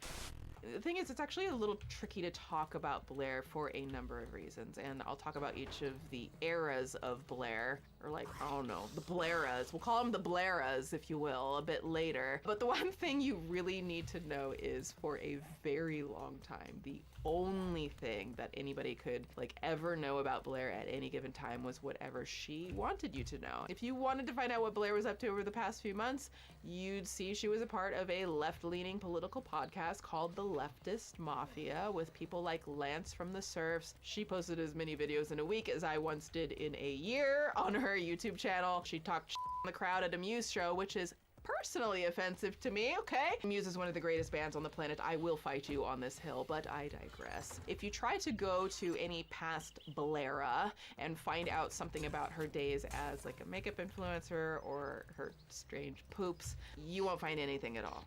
Kind of like my dating life. There's also a very good chance that it would have stayed this way for Blair if it a new weren't vote has for started. what happened on April 20th, 2023. The tale of exposés, betrayal, infighting, war, lawsuits, and just in general, every little bad thing that you can possibly think of.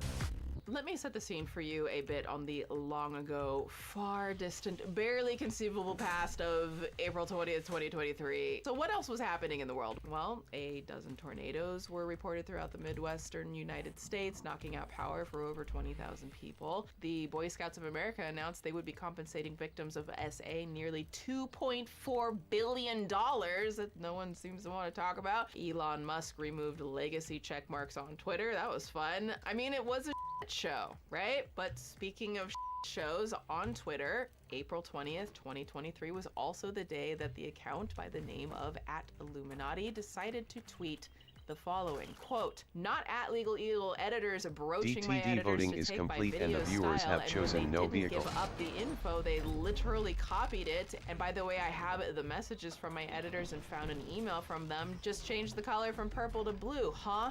Interesting. So the first thing that you might be asking is, who the hell is Legal Eagle? Well, Legal Eagle is a YouTube content creator who covers legal topics in a very relatable way. Trump has been found liable for assault and defamation, and as a result, E. Jean Carroll has been awarded $5 million in damage. And sometimes he provides a legal perspective to a popular show, like his video, Real Lawyer Reacts to She-Hulk. Oh yeah, did I mention that part? Yeah, Legal Eagle is also a whole ass lawyer, like a real one, named Devin Stone, who has been admitted to the bar in 4 US states and also runs Legal Eagle LLC, which is an online educational service meant to help law students. So, to be clear, this is Blair accusing an actual lawyer, or at least his editing team, of stealing from her. You gotta have a lot of brass low hangers to accuse an attorney of something like this, and one she's for sure about to back up, right? Quote,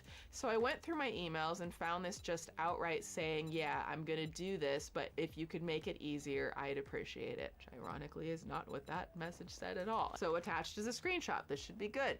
I mean, Blair is quite thorough when it comes to research, right? She should definitely have the heat on this one tweet. Quote, "Hey Blair, I work as an editor for Legal Eagle, and I was wondering if there was some After Effects plugin you guys used for things like the intro to the first NFL video, where the lighter colors appear to stick out in 3D.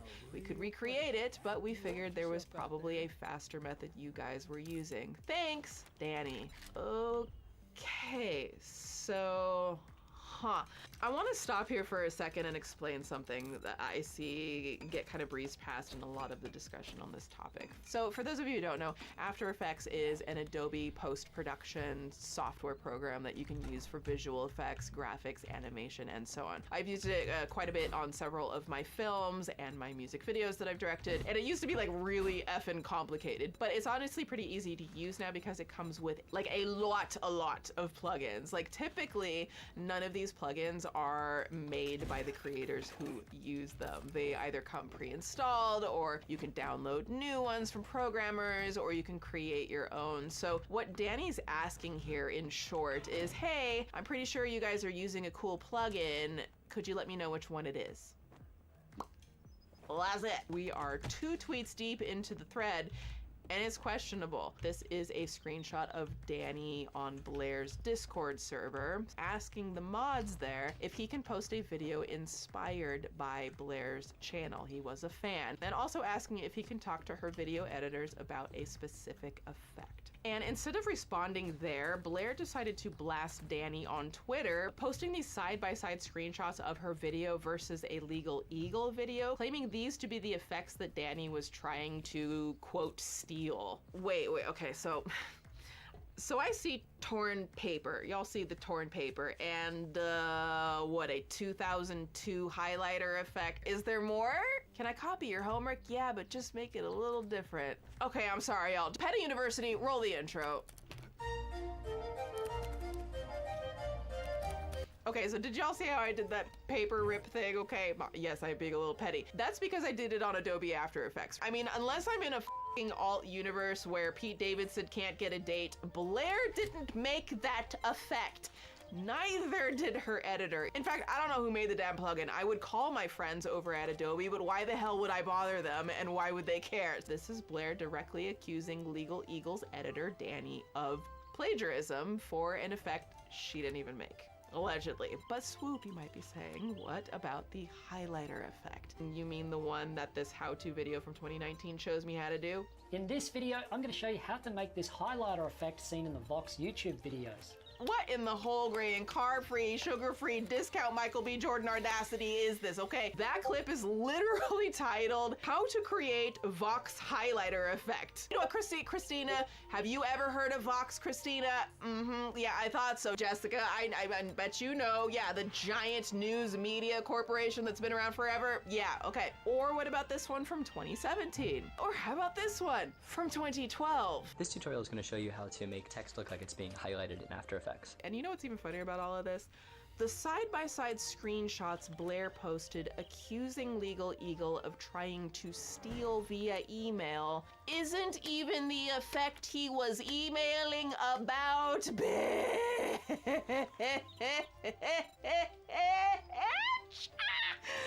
Sorry, I had to go that high of an octave to get my point across. Blair accused Danny of plagiarizing torn paper and highlights when he was actually asking her about a 3D effect in the intro of her NFL video. Look again at his email. Hey Blair, I was wondering if there was some After Effects plugin you guys used for things like the intro to the first NFL video. Back to what I was saying in the intro.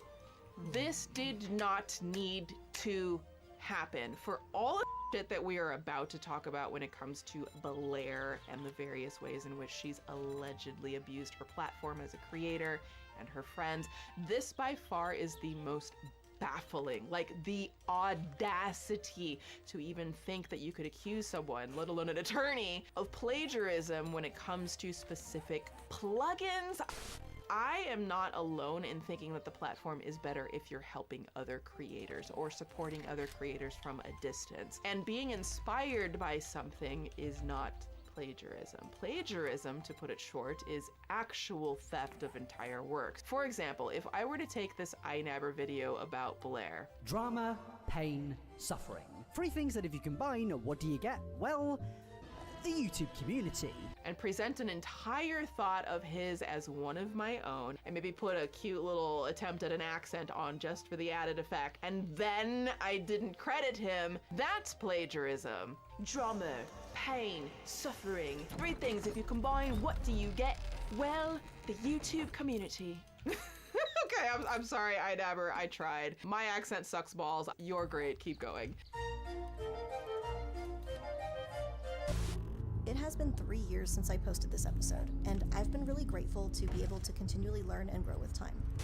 So there were a few people on Blair's side after the post, like Lance from the Surfs, who again has a podcast with Blair called The Leftist Mafia. But in general, everybody's response was very similar to mine, basically saying, Blair, what are you doing, girl? Blair, stop it! H-Bomber Guy asked Blair to clarify what she was talking about. I mean, like, even Moist Critical got involved. Moist is in the picture. Did you see Legal Eagle was accused of plagiarism by another YouTuber called Illuminati? I caught the cliff notes, but I didn't look into it. I thought that whole claim was absolutely outrageous. Now, a lot of random responses even pointed out that not only were these common editing techniques in general, these were techniques that had already been used in Legal Eagle videos before, all of which made it even worse for Blair when H-Bomber Guy tweeted, personally, at Illuminati, I would define plagiarism as something a bit more specific. For example, copying someone else's documentary directly into your script, and attached this video. Those are side-by-side clips of a documentary called MMR, What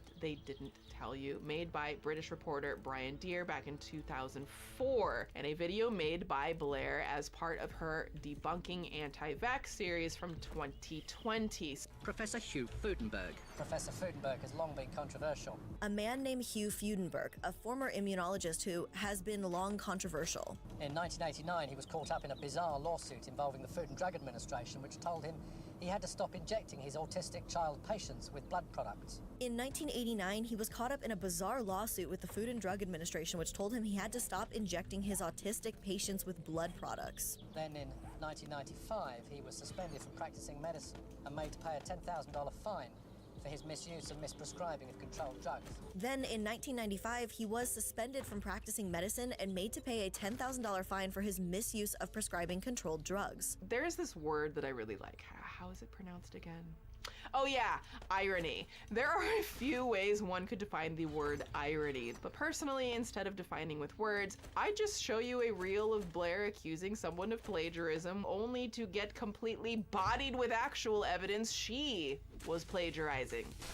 Now, pretty quickly after Blair tweeted her original thread, Legal Eagle entered the chat with a direct response. Hey, Illuminati, I think this is a big misunderstanding. Perhaps great minds think alike. No one on my team is trying to copy you. Without an exhaustive review of your channel, I believe we used these two styles before your channel did. We've used them for 3 to 4 years. Danny is a great and thorough editor. When he reached out via email, he was just hoping to find out what plugin your team used on a very particular video, a very common practice among editors. He was not looking to copy anyone's style. Danny is also a freelancer who makes his own videos. In the Discord, the video he referenced was about being inspired by your subject matter, not your style. He's a fan of yours. The video he was referencing was a video of his own, not a Legal Eagle video. Now, he continues by saying, YouTube is great because it's collaborative and the rising tide raises all ships. My team and I always try to provide original, high-quality, informative content. We try to help others when they ask for it.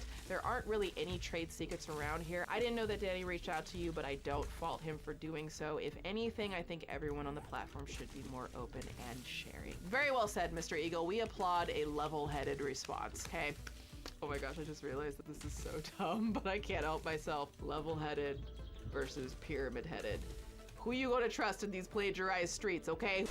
Now, later on, Blair apologized privately to Legal Eagle and a week later apologized publicly as well. She even released a video that same day entitled Illuminati Exposed that explained her side of the story. I guarantee this story would have just kind of faded away as some minor piece of controversy in the history of YouTube if it weren't for the fact that what I've talked about only covers the first 8 minutes of her video. Blair's alleged apology video is 42 minutes long, and you might be wondering, how the hell can you make a 42-minute video about something embarrassing you did on Twitter? Well, friends, when I told you about the backlash Blair faced on Twitter, there were a few notable tweets made in response to Blair's oopsie that seemed to have inspired her to spend over half of her video responding. All right, quick pause, and real quick, I want to give a huge thank you to our final sponsor, and then we will continue this awful story. So I don't know about you, but there are 3 things that I want from my earbuds: amazing sound, easy controls, and an affordable price, okay? The price of everything is going up. I'm not trying to spend hundreds of dollars on earbuds, honey. But the idea of affordable tech has long been associated with, like, you know, you get what you pay for, until I got my Raycon Everyday earbuds, and they are a game changer. So Raycon is on a mission to prove that you shouldn't have to pay an arm and a leg for quality sound and essential smart tech listening features. I use my everyday earbuds every single day when I'm listening to music and podcasts, at the gym. Yes, they are sweat friendly. When I'm cleaning house, when I take my calls, all of it. And one of my favorite features is their custom gel tips. These are so unbelievably comfortable. They slip right into my ears, they never fall out, and they have the option of noise isolation, which helps me block everything else out and focus on what I'm listening to. On top of all of that, they have tap functions that let you easily switch tracks, take calls, volume control. Everything is literally right there, so I don't have to pick up my phone at all. And their 8 hours of continuous playtime and charge holding case means I am never without my earbuds. There is a reason why they have over 50,000 5-star reviews, and with their amazing price, you could literally buy a pair and get like a second pair and still pay less than those other earbud brands out there. So if you're like me and want long-lasting, comfortable earbuds with an amazing sound and even better price, click the link in the description box or go to buyraycon.com/swoop to get 15% off your Raycon purchase and treat yourself, honey. You deserve it. Okay, back to the doc. Sad Milk was a collaboration channel started by 6 friends in 2020. It was kind of essentially group Reddit readings and just looking at cringe things online and reacting to it. Something important to know about Blair is that despite the illusion of her being some kind of monolithic creator who works entirely on her own, we know that's not the case since she has an entire team of people behind her. Cool, more power to you. But that also extends to her creative outlets in places beyond the Illuminati channel, with collaborations she's done with creators as wide-ranging as Shot from the Point News with Tommy C, to the Leftist Mafia podcast with creators like Lance from The Surfs, Matt Binder, and more. So, like, you get it. Blair seems to always have a stake in some kind of collaborative effort, and that was no different with the creation of Sad Milk. Sad Milk was created in late 2019 by a number of small YouTube creators from across the world who had, you know, kind of like the dream of making a fun group collaboration channel that would allow them all to, you know, not just have fun, but help each creator support each other on their individual creator journeys. You know, as a former member, One Topic at a Time puts it, Sad Milk was a bunch of homies all hanging in Discord doing nonsense. Early on, the group consisted of quite a few creators, but the ones that you need to know about for this story are Blair, Oz Media, Wonderstruck Guy, One Topic at a Time, and The Click. Collectively, the group called themselves the Milkmen. By all accounts, this was a pretty fresh group collab too, like with almost all of the creators being new to the platform, with the notable exception of Blair, who had a few 100,000 followers of her own. And the Click also had a few 100,000 followers, but was still a smaller channel than Blair's. For months, Sad Milk posted pretty funny videos. Yes! God has entered the chat! In the water. It was all pretty casual, you know, hangout vibes, just a bunch of friends that seemed like they were having, you know, the best time creating content together. And by all accounts, that's exactly what it was. For a while, crack started to show publicly when One Topic and The Click exited around the same time as each other. Eventually, the whole project quietly disbanded, and all of Sad Milk's videos were either removed or privated. It wasn't really clear why, but in the wake of Blair's legal eagle oopsie, One Topic made a thread a few days later and finally addressed the Sad Milk situation. He wrote, quote, "I'm not sure what the initial tipping point was, but we all started to rub one another the wrong way. I felt each person was my friend and thought if we could just get past petty things, you know, the small things, we could really make this work. But that day never came. I did not know that not everyone was coming to those conversations in good faith, and I'm still surprised. It fractured the group, and out of very real fear of retaliation if anyone stepped out of line, we tried to make the best of it. We kept showing up and recording, tried to help, but conflicts continued to pile up, fears piled up, and communication broke down. The very end of his thread are links to statements from 3 other former members of Sad Milk who reveal quite explicitly what one topic is talking about. First up, we have The Click. His thread alleges that a combination of Blair lashing out at friends and fans, paranoia, and generally poor anger management is why he believes Sad Milk fell apart, but it gets worse. Like, he continues on by saying that in the last meeting he had with Blair, she spent around half an hour screaming at him for being a bad friend, lazy, and so on, saying, quote, "There is no way you can have the resume you claim and be this effing stupid." The Click then goes on to allege that Blair would vindictively try to turn friends against each other, then vague post about them from the Sad Milk pages to seemingly try to turn the court of public opinion against them. Look, I'm gonna be completely honest. At this point in the story, almost everything in this thread can be chalked up to like interpersonal beef between, you know, grown adults. But there are a few particular tweets in this thread that are important to know for the future. So number 1, when people started questioning that maybe she was the reason everyone left, there was a very convenient updigging of 11 to 14-year-old videos of me. Stuff I made back when I started my channel in 2009 when I was a teenager. And as you can probably guess, some of the jokes from that time aged like milk. I really wish he said aged like Sad Milk, missed opportunity, but you know, I digress. I publicly owned up to my past mistakes and apologized, doing my best to be transparent and honest about my... Da su napravili neku? Da smo mi napravili prekretnicu neku da ćemo moći da... Kako ti tako misliš? Da ćemo moći da je ovo, kako se zove... Pa da smo napravili prekretnicu da ćemo moći da... Se izvučete iz škripca. Baš. Reč koju se traži. Yes.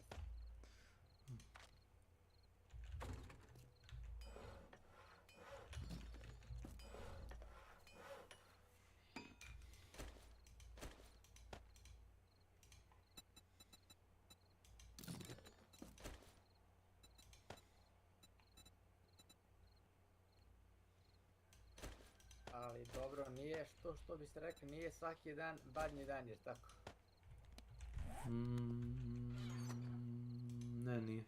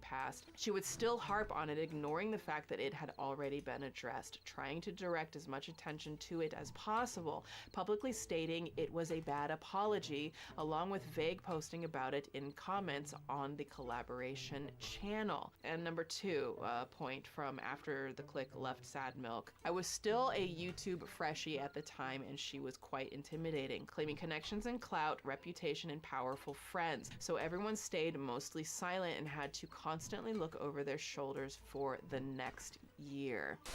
I think these particular points from the clique are interesting to keep in kind of the back of your mind for now. What he's alleging specifically is that Blair intentionally dug up dirt on someone that was supposed to be her friend, and then tried to always center any conversation about that friend in the context of said dirt. But more interesting to me is that the clique claims that the entire Sad Milk collective never really spoke up about the controversy because they were scared. Blair was, and even to this day still is, the biggest YouTuber of the group, making this teeter into the world of power abuse, like something we've covered a lot on this channel. Abuse of power means the improper use of a position of influence, power, or authority against another person. Abuse of power may also include a conduct that creates a hostile or offensive work environment, which includes but is not limited to the use of intimidation, threats, blackmail, or coercion. To be threatened with retribution by a creator of that size, and then to allegedly be tormented by them even while you remain silent, is an abuse of power. Allegedly.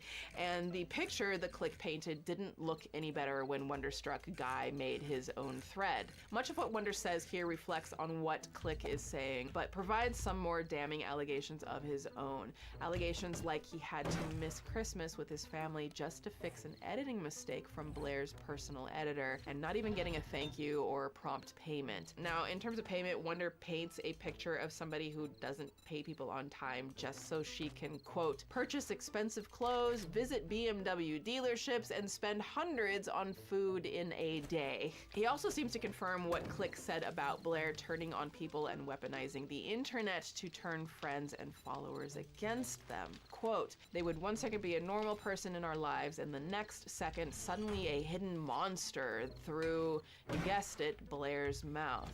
Now, Wonder alleges that Blair would constantly complain about having to basically do all the work herself while never acknowledging the work others would do for her. Basically, what Wonder is alleging here is that Blair took what was supposed to be a fun group project and ran it with the hand of like a dictator while also having seemingly no interest in the quality of the output. Now, he claims to have lived with Blair for 30 days and called it a nightmare, where even asking Blair if she was okay had her accuse him of invading her privacy. And he shows off pictures of her house, saying that she lives like an actual monster, that's a quote. And so his time at the house ended in a way Wonder admits is vague for the reason of legalities, with Wonder having no car, hardly any clothes or money, and no home. Like, he didn't even have his own YouTube play button anymore because he alleges that Blair threw it in the trash. That's how, like, nasty, petty nasty this got. There's another interesting nugget buried in Wonder's tweets. Quote, day after day, Blair would sit and check Click and OT's social blade. She would make fake accounts to stalk them, not just them, but a large portion of the commentary community. So that's a pretty big allegation, just hiding in the middle of Wonder's thread about Blair's making fake accounts to stalk her former friends and the commentary community, which is weird to think since I'm also in the community. Wonder doesn't follow this up at all, but it's an interesting detail and one you should remember for later. It's a point seemingly confirmed in Oz Media's thread, while also taking accountability for what Oz believes is him acting as a frontrunner for Blair, enabling her to be a bad friend and boss. So now that you know about Sad Milk, and now that you know about Sad Milk's responses to Blair's controversy, care to take a stab at what the remaining 30+ minutes of Blair's apology consisted of? I'll wait. Before I address any one person individually, I want to kind of cover everything in a general and broader scope regarding Sad Milk.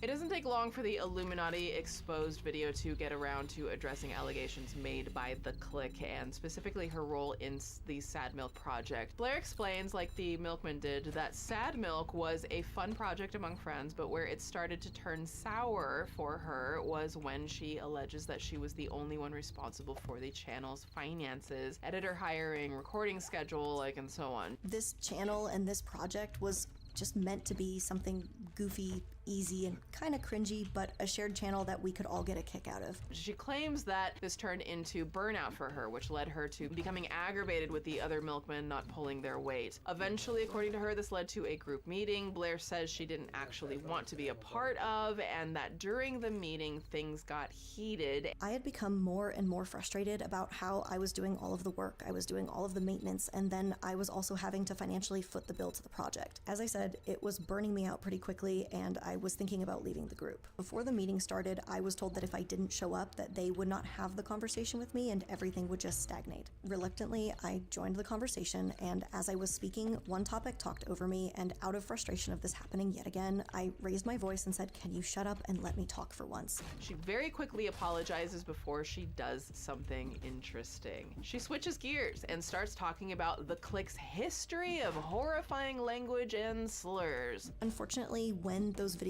surfaced, it wasn't really all that shocking to me, as Oz Media and I had actually talked about how Click had been using the R slur while we played games together. Click, you are right, those videos in question are old, and at this point, they're kind of irrelevant. People can learn and people can change. That being said, at the time in 2020, Click was still using horrifying language and slurs that have long been deemed unacceptable. Throughout this part of the video, Blair pivots away from talking about her own actions and instead begins alleging that the clique fostered an unsafe environment for kids on his Discord. Specifically, there was a 19-year-old user who allegedly bragged about dating a 12-year-old. Now, this user was blocked from the Discord, but Blair makes a rather serious allegation that the clique allowed the user to run free on his own Discord, all while Clique's Discord mods were sharing graphic SUL content with minors, allegedly trying to groom them. Yes, it went there. On your Discord server that had, and likely still has, minors present,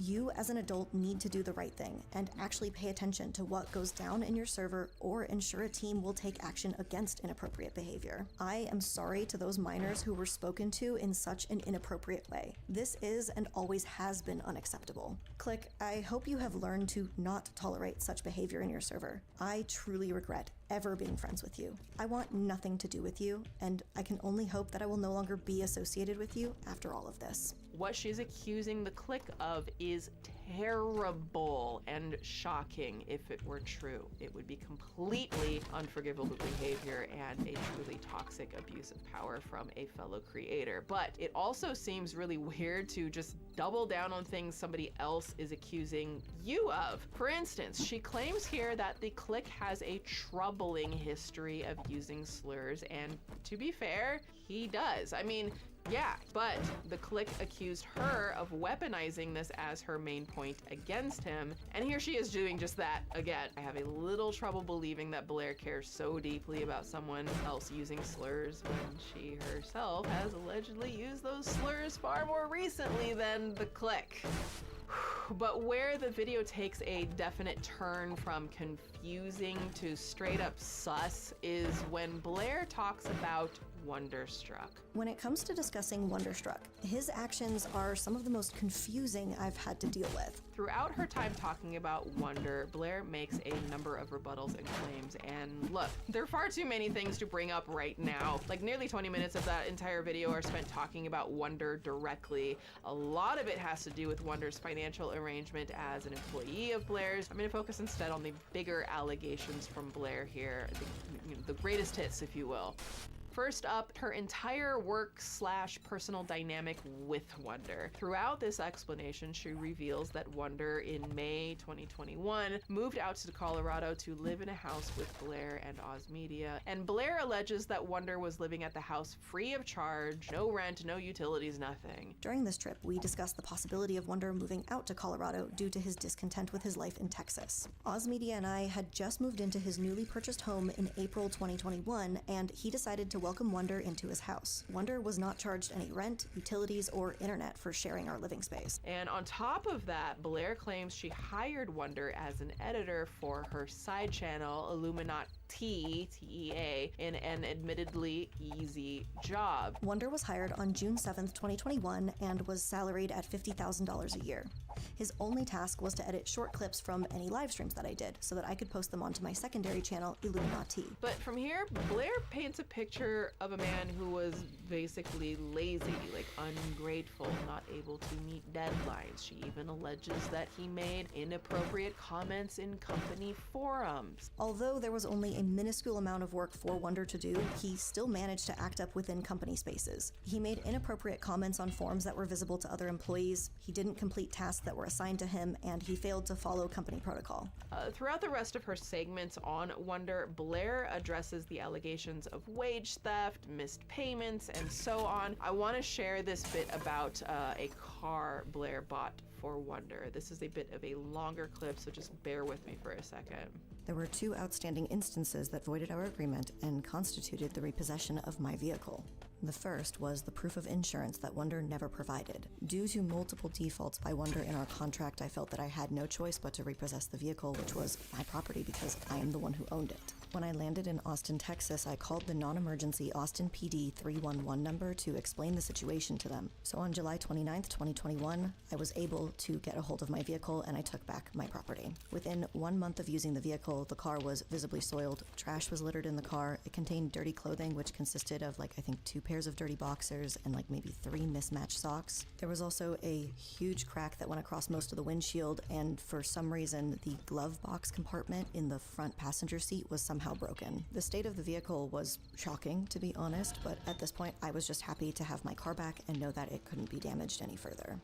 The main reason I wanted to bring this up is because this is the exact point where Blair's video turns from explainer to malicious weaponized petty that attempts to use somebody's mental health as a way of undercutting their arguments. That will get you expelled straight out of Petty University.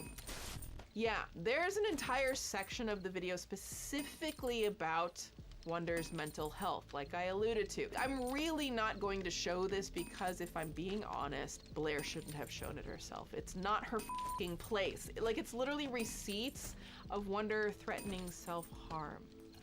Yeah, to put it bluntly, she literally posted Wonder's alleged unaliving note. And I can't use the actual word that I should use here, but think about that.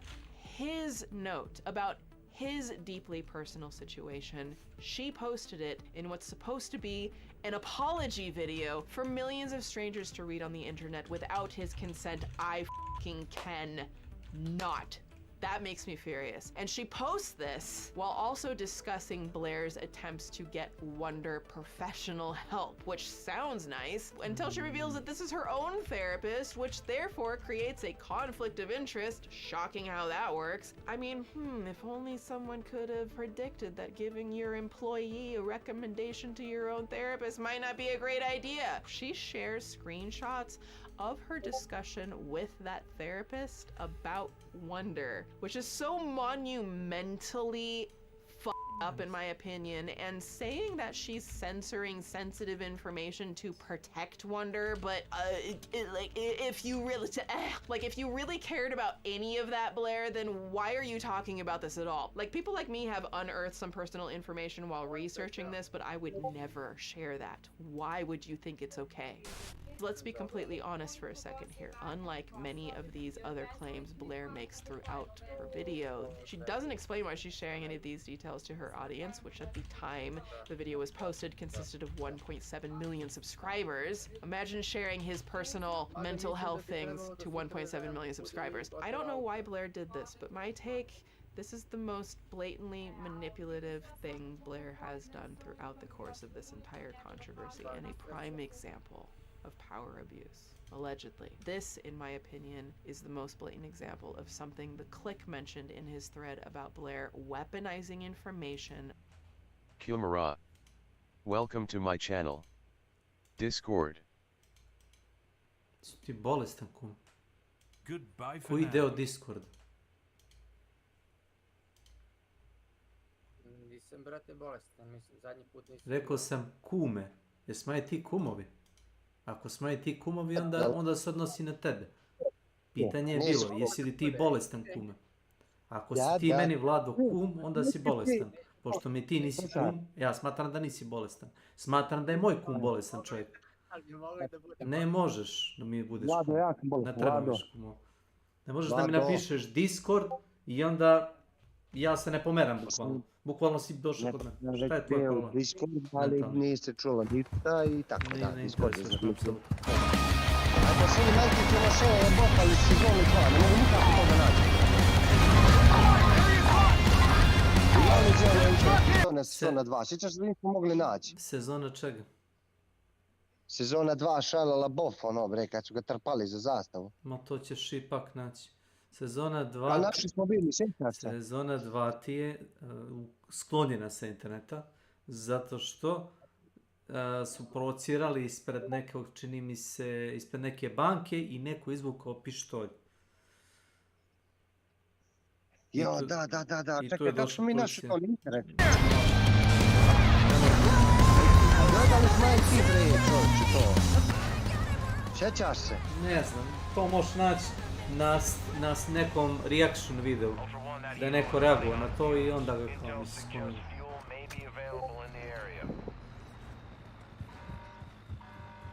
Probaj mi izgooglaš to, lipo što na telefon, dok ja to nađem na telefon. Nikad. Probaj ono, na Google Chrome, bačiš pa...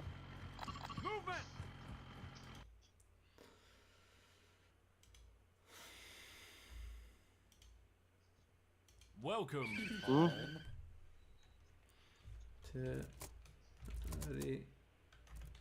Getting off Shia Season 2.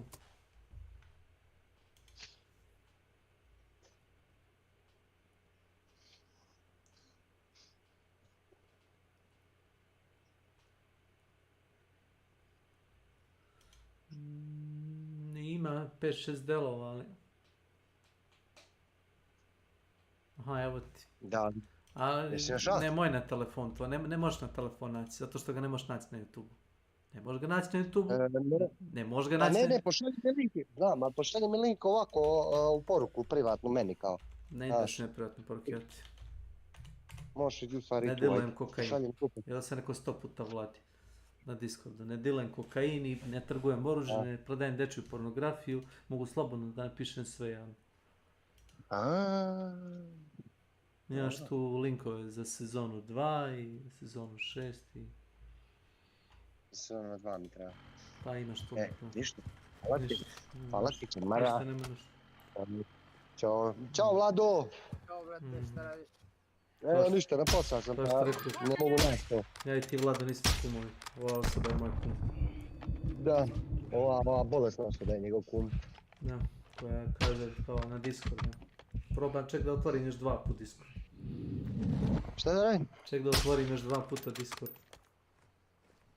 Ne, znaš šta je fora bila? Ja sam bio u Discord, ali ono, alo, ništa nikad ne. Možeš vikat alo kako hoćeš, samo ugasiš sobu i ugađeš opet. Znam, to sam skužio kasnije. Da. Dobro, momci. Ne znam što bi vam rekao, bez palavi. Srećna robota. Hvala, čao. Ništa.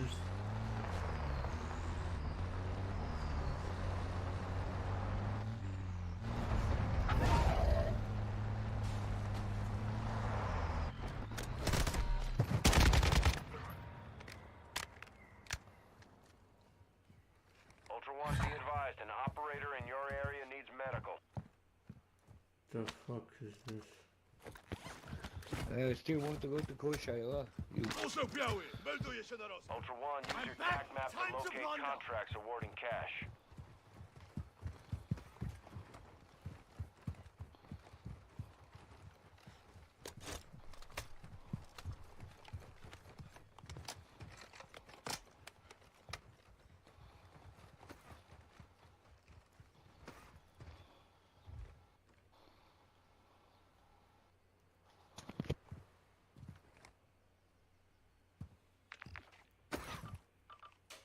Got a pistol here.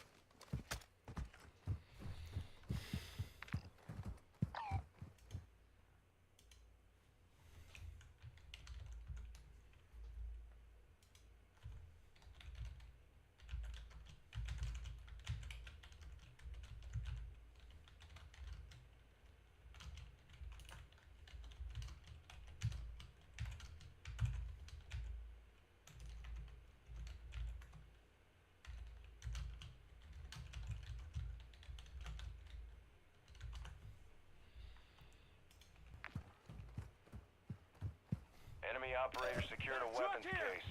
Tracking their location on your TAC map. Moving here. Got a truck here.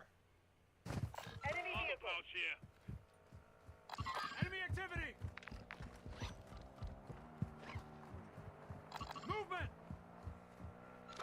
Enemy ATV here. Alo, A? Copy. Enemy vehicle. ma nisam poslao sezon 2, poslao sam samo da pali druga i peta. Scrolluj komentar, šta je problem? Čitanje je teško, čitanje je teško, čitanje je teško. Nemoj na telefon da otvaraš, već sam ti objasnio, nećeš dobiti to hoćeš.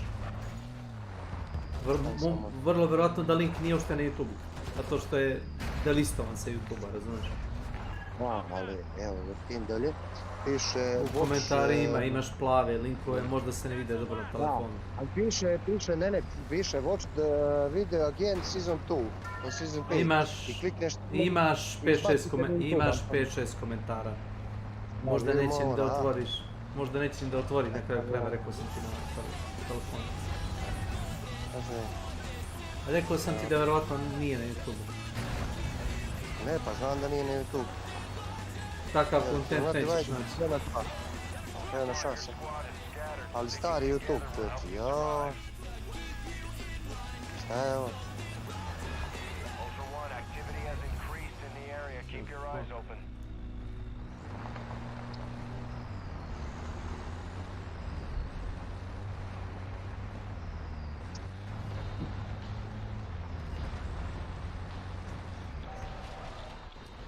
Evo ga, na pas. Na šansa. Dankeschön.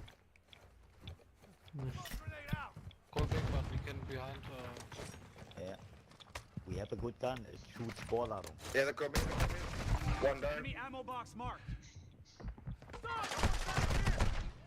Enemy activity.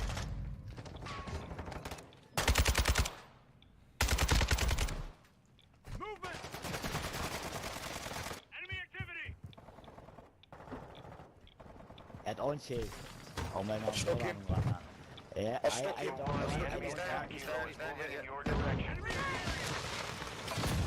Let's kill the bastard. No, you die, that's stupid. You die. Fucking Tuga Wichser. Kill them all. Ah nee, warum redet ihr immer so hässlich? Ja. Weil ihr versucht, uns den Koffer zu klauen. Ihr könnt verrecken. Nee, mich juckt der Scheißkoffer nicht. Ich muss erzählt rein. in die Scheiß... Ich muss da nur in den Komplex rein. Nee, habt ihr die Mission mit der Kastorf? Ey, nee, ich muss nur in den Komplex rein. Wir heben dich auf, aber du darfst nicht auf den Boss schießen. Wir müssen den mit einer Spezialwaffe töten, okay? Ich bin ja nicht am Boden. Achso. Ich bin ja am Leben. Hostile Soldier, okay, mit dem haben wir geredet, alles klar. Stimmt. Dann komm rein. Wir können noch einen aufnehmen. Einen können wir noch aufnehmen. Only one. Hab gerade Anfrage gestellt. Dr. Mitschwinkel. Nee, geht nicht. Team ist voll. Achso, 6 men, we are 6 now. I took one vest. If anybody whose vest Yeah. I took a vest. My not. Yeah, I'll drop it. I've got no bag though. I wanted his medium bag. Okay, dann können wir den normalen Eingang nehmen. Ja. Nee, Operator-Warnung. Ja klar, aber hier sind ja Operator. Er ist ja hier noch hier. Du kannst hier gerne reingehen, wenn du willst. Wenn du schießt, töten wir dich. Don't shoot, when you shoot, we shoot. If you shoot, we kill you. We just want to go into Koshi. Go to Koshi. If you shoot, we kill you. Okay. I promise. The team from us is full, maybe. I'm not shooting. We're not shooting, guys. Hey, don't shoot Hey, let's get him up. Hey, don't shoot him. Don't shoot him. Your mate can help you. Your mate can help you. Don't shoot. You don't understand, or you die if you go down. If you shoot and one more time. You shot me, man. Ach, guck mal, einer ist wieder zurück.